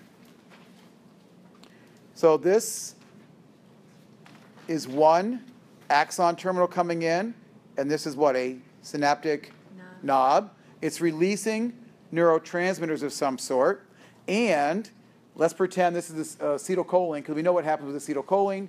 Acetylcholine binds and opens a sodium channel, and what happens? Sodium comes in. So sodium has come into this area. When sodium comes in, what happens to the membrane potential? Right, negative 70 is the normal resting, blue, and as sodium comes in, it becomes more and more positive, or less and less negative. And here, it looks like two signals are coming in at the same time, don't they? So I've got two signals coming in, and they're both activating this thing. They're both local potentials. In this picture, what is this area called? That's the axon hillock. Right now, where is my disturbance? Back up in the soma, right? It's a very localized disturbance. Look at the size of that red area. Only this little red area is being affected by this sodium coming in. It's a local potential. It's only up there somewhere on the soma. It doesn't have to be there. It could be over here, right? It could be anywhere. It's somewhere far away from the axon, or relatively far away from the axon. But what happens is that, well, let me back up before I go there. It's also possible now to remove the stimulus, and now what would happen? If I remove the chemical stimulus, then that sodium gate would close, and the sodium-potassium differences would return back to normal. And as the membrane goes back to resting, we would bring the membrane back to negative 70. And as we bring it back to normal, negative 70, we say that we have repolarized the membrane. So bringing the number back down to normal, or bringing it more negative, is to repolarize. So depolarize was making the change less. Repolarizing is bringing the change back to where it was. Repolarizing.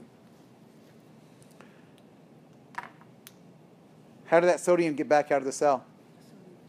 Sodium-potassium pump, remember? We had all the sodium coming in, and when the gate closed, what never stops working are those leaky channels a little bit, but also that sodium-potassium pump, which is always going to be restoring things back to normal.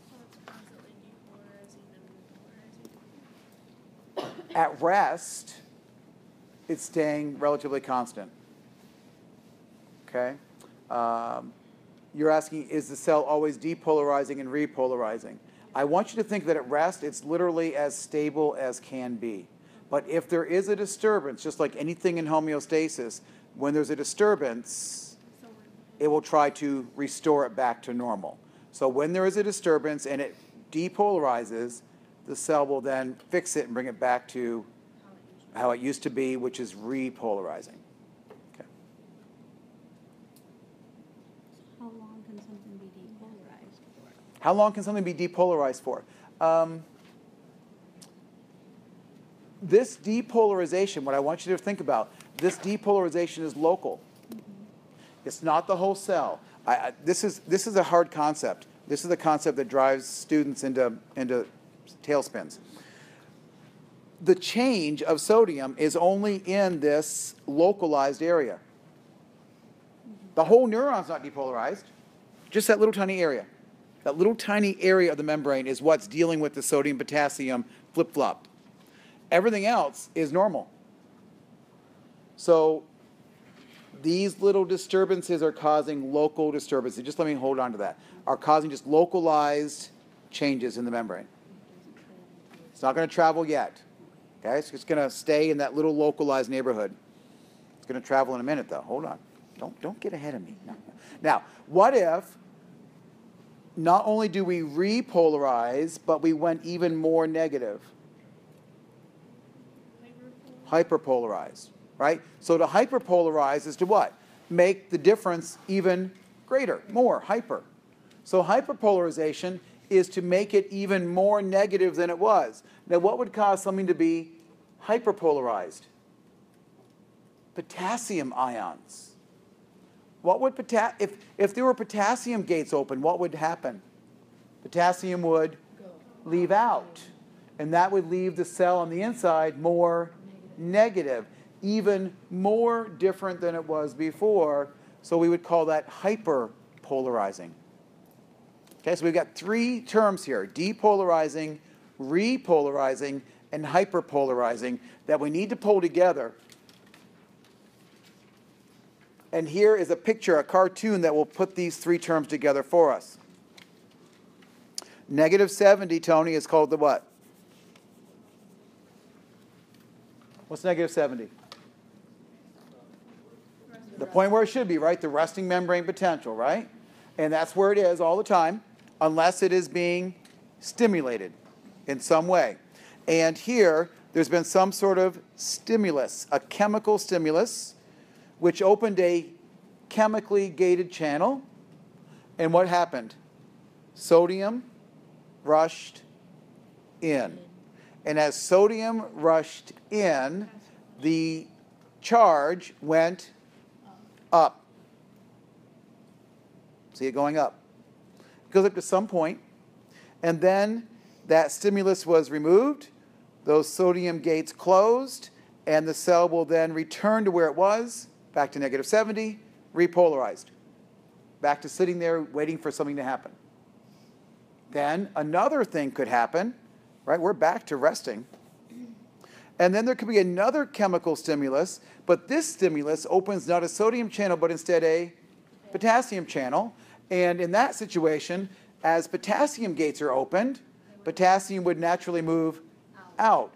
Potassium is positively charged. So as positive charges are leaving, it's leaving the inside of the cell more negative. As the cell becomes more negative, we see it going downward. We call that now hyperpolarizing. It's becoming greater in its polarity, greater in its difference from the inside and the outside. And then when that stimulus is removed, then the cell would return to its resting membrane potential. And that's not also called repolarizing? Yeah, that is not, it can be called repolarizing, but that usually is referring to things coming down. You won't hear it. You'll hear it saying returning to resting membrane potential. You won't hear it referred to as repolarizing, and it's not marked there that way, is it? So almost always by convention, this is what you're going to see in all these charts. Depolarizing is going up. Repolarizing is coming back down to where it used to be. Hyperpolarizing is going below where it used to be, and then, quote, a return to resting membrane potential. You won't hear the word repolarizing to talk about it going back to where it used to be. Okay, so going up was what? Depolarizing. Is that a D? That's a D, right? Coming down? Repolarizing. Overshooting? Hyperpolarizing. Hyperpolarization.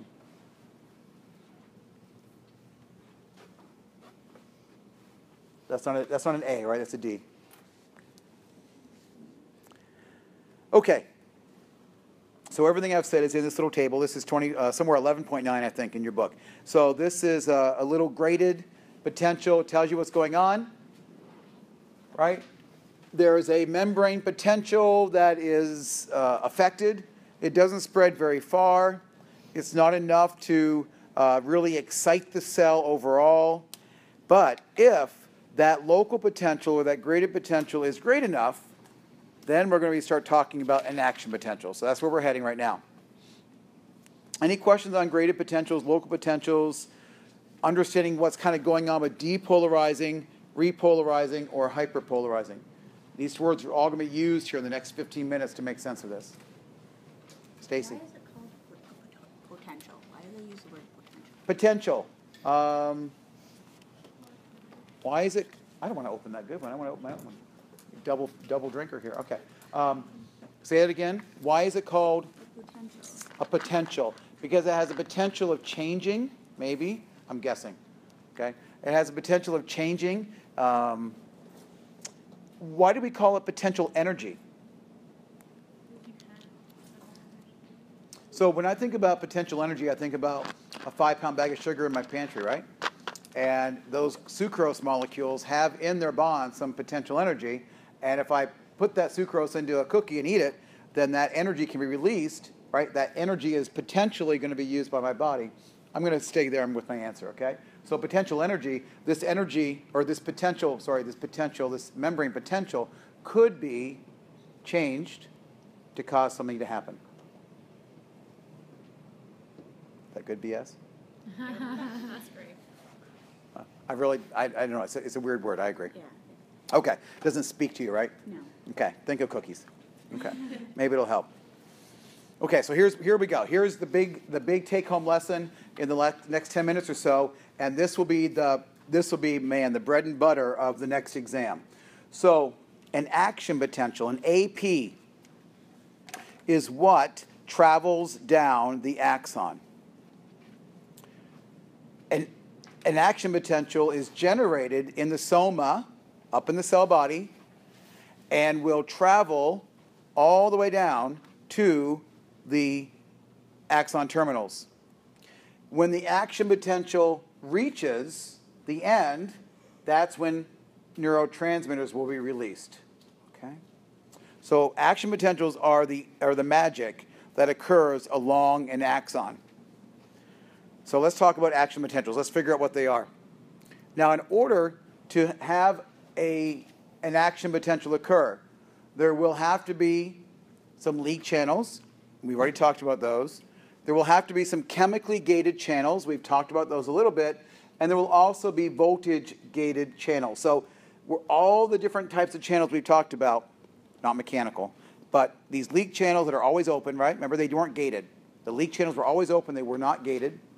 The chemically gated and the voltage gated channels are all going to be part of the story as I talk about an action potential. So imagine you are a little neuron. You're just sitting there, right? You've got your little soma, you got your little dendrites sticking out, you got your long axon, and you're just sitting there, nothing's happening. In other words, all of the voltage gated channels are closed. Right? There's no voltage thing going on here. Everything's closed. The only thing that's open would be the leak channels, and they're always open. They're always just doing their thing. And the sodium-potassium ATPase would still be doing its job. Okay, we'd still be maintaining that negative 70 by default, by homeostasis. Something is going to trigger the neuron. Now, if this is in your retina, what triggers this could be light, a photoreceptor. If this is your ear or your balance, this could be triggered by what? bending the hair cells, right, and the mechanoreceptors receptors. If this was taste or smell, this could be a chemical that triggers this. But regardless, or if it's in your skin, it could be touch. But something is triggering this neuron. And that disturbance is going to cause the neuron to become depolarized. And what does that mean? Charge is going to go up. Typically because of sodium. Right? A sodium gate opens, and as a result, the depolarizing occurs. Now, in a local potential, that was just it. It was just a little bit of, what was the other word for local? Graded, right? A, B, C, D, E, different grades or different gradations on a cylinder. There could be more or less. But if the local potential is strong enough, great enough, significant enough, it will reach what's called threshold.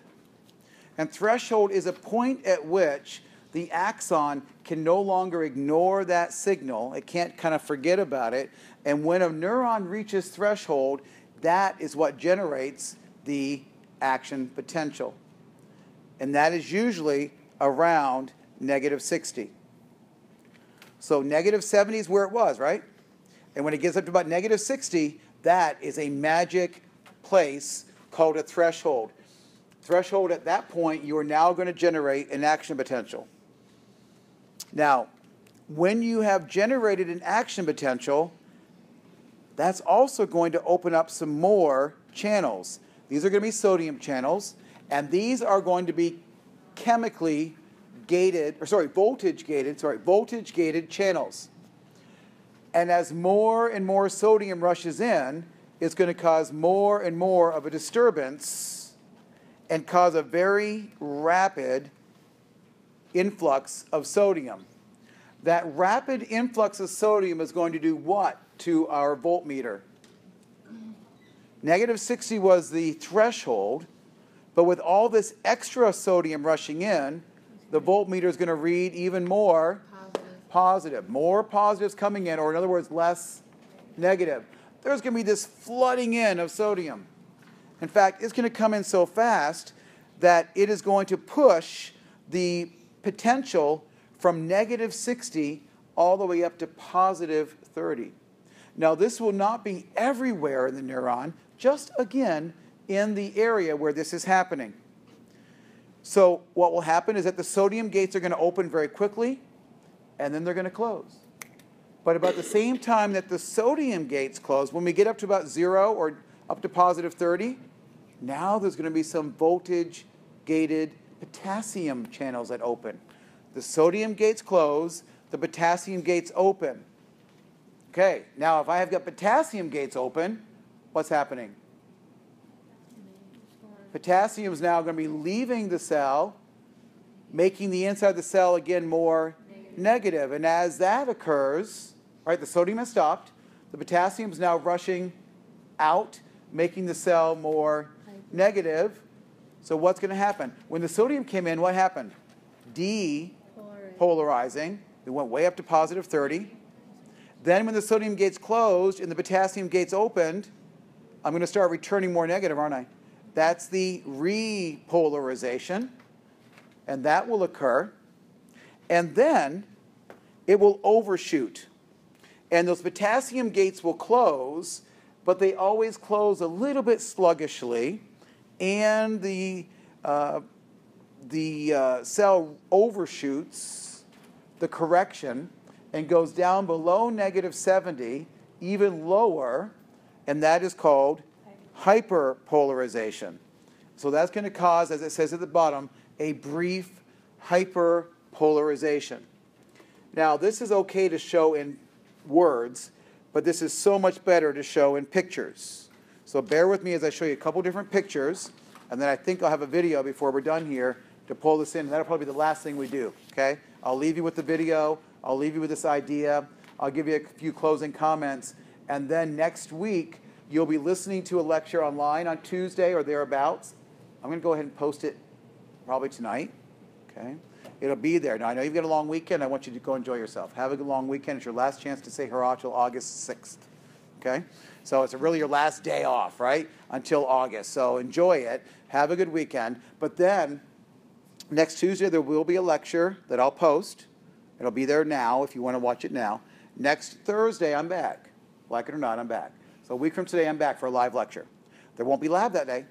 Right? No lab Tuesday or Thursday of next week. There will be lecture here next Thursday at 4 o'clock. Okay, so that's our schedule next week, and then we'll be together forever until August 5th or 6th. Okay, so let's look at this picture.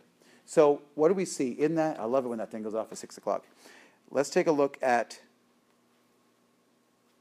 there was a resting membrane potential.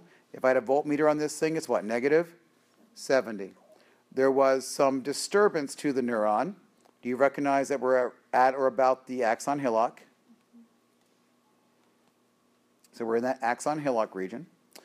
And there's been a disturbance. And that disturbance was great enough to get the membrane to go up to negative 60. And that's considered the threshold. And above negative 60, now there's going to be activation of more sodium channels. Now, the first activation probably was a ligand-gated channel. Okay? Doesn't say that over here.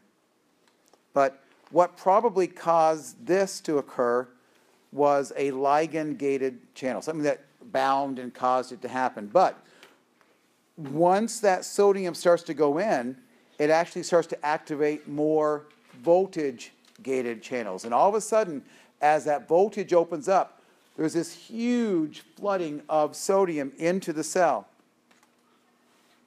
Voltage-gated, right?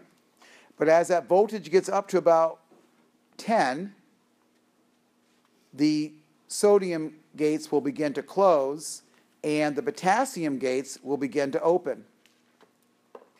As those potassium gates open, now that positive charge is leaving the cell, and the cell will begin to repolarize. And those potassium gates are always a little bit slow to close, and as a result, the cell will not only go back down to negative 70, it will overshoot and usually go all the way down to negative 90. That negative 90 is called the hyperpolarization portion, and then eventually it will go back to resting. Again, why? Things are going to restore back because of that ever-working sodium-potassium pump and the leak channel. So eventually it'll return back. And when I say eventually, I'm talking milliseconds. So it's not like this is a long process. We talked about this like it took an hour and a half to get here, right? An hour and a half of talking about the steps involved, and we're talking about things that happen so fast, right? So we have to keep that in mind too. There's pictures and pictures and words to describe something that happens just faster than we can imagine. I have two questions. Sure. So the graded potential has to be by the axon hillock? Doesn't have to be. Okay, so this is a good question. There could be a local potential way over here, and a local potential way over here, and a local potential here. And if the local potentials are great enough, substantial enough graded, right, strong enough, then remember these things spread a little bit, right? These local potentials spread a little bit. So if, let's say you're getting potentials up here at the dendrites, and the signals come in, and the signals come in, and the signals come in, we're going to be talking about next time a term called summation. And enough signals are coming in at exactly the same time. Summation means that the neuron takes the sum of them and adds them all together. So if there's enough disturbance, even if there's lots of little disturbances coming in at the same time can be summed together to cause the action potential, to cause a threshold to be met to reach the action potential. So there's a couple different kinds of summation, but we'll talk about those in the next lecture that you'll be listening to. A good question. That was number one. And my other question is, so hyperpolarization occurs every time. It's not every time. Okay. And that's a good thing. Action potentials are every time. Action potentials always look the same. There's no variation to action potentials. Once you learn them, they're extremely boring. They're the same thing over and over and over. That's the good thing. Because as I talk about them this test, and I talk about them next test, and about the next test, you're saying, Mac, this is enough. We've had this over and over and over. It's boring. It's the same thing. That's a good thing. So as we see, we'll always see that depolarization, we'll always see the downward repolarization, we'll always see that little overshoot and recorrection of the hyperpolarization. After an action potential fires, there is a period after which the neuron can't fire another action potential. That is called a refractory period. And there's two kinds of refractories. There's an absolute refractory period, which means under absolutely no circumstance can another action potential be fired. And then there's a relative refractory period, which says that even though it's harder, with enough stimulus, it is possible for another action potential to occur. So absolute, absolutely can't happen. Relative, it's more difficult, but with a strong enough signal, you could cause another one to fire. Now, with that said, here is the picture of your typical action potential, the one that you're going to memorize and love and dream about. What do we talk about? Resting membrane potential down here, negative 70. Something happens. There is a excitable moment. And what happens? That membrane potential is brought from negative 70 up to threshold at negative 60. At negative 60, magic happens. Suddenly, boom, all the floodgates open, and sodium comes rushing into the cell very, very quickly. And that upward movement of sodium, or I should say, sodium rushing into the cell, causes an upward, quick depolarization of the membrane potential. We get up to about positive 30. Always, always, always positive 30. And then the sodium gates close, the potassium gates open, and that's going to cause a correction, a repolarization. The correction is always overshot and goes down to the hyperpolarization before returning back to the negative 70 resting membrane potential. So look at this picture, break this down, think about all the things that I've said, and we're going to close with this little video, and that's, perfect, right? Perfect. Let's just look at this video together, and then we'll be on our way for the weekend.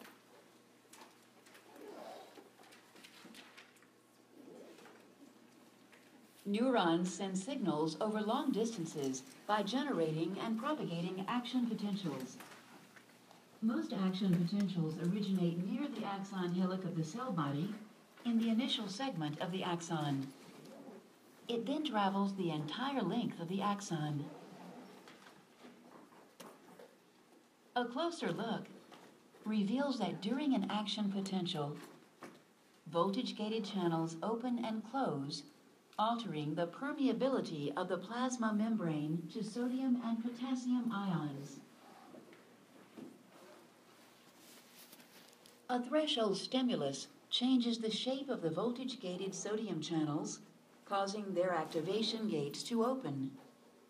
This event marks the beginning of phase 1 of the action potential, known as depolarization.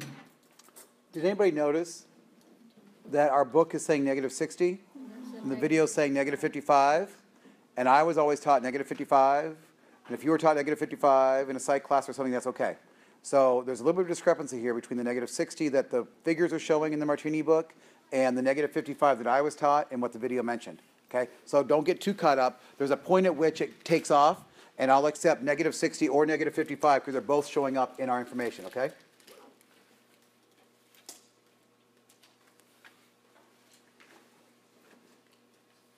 Of the axon.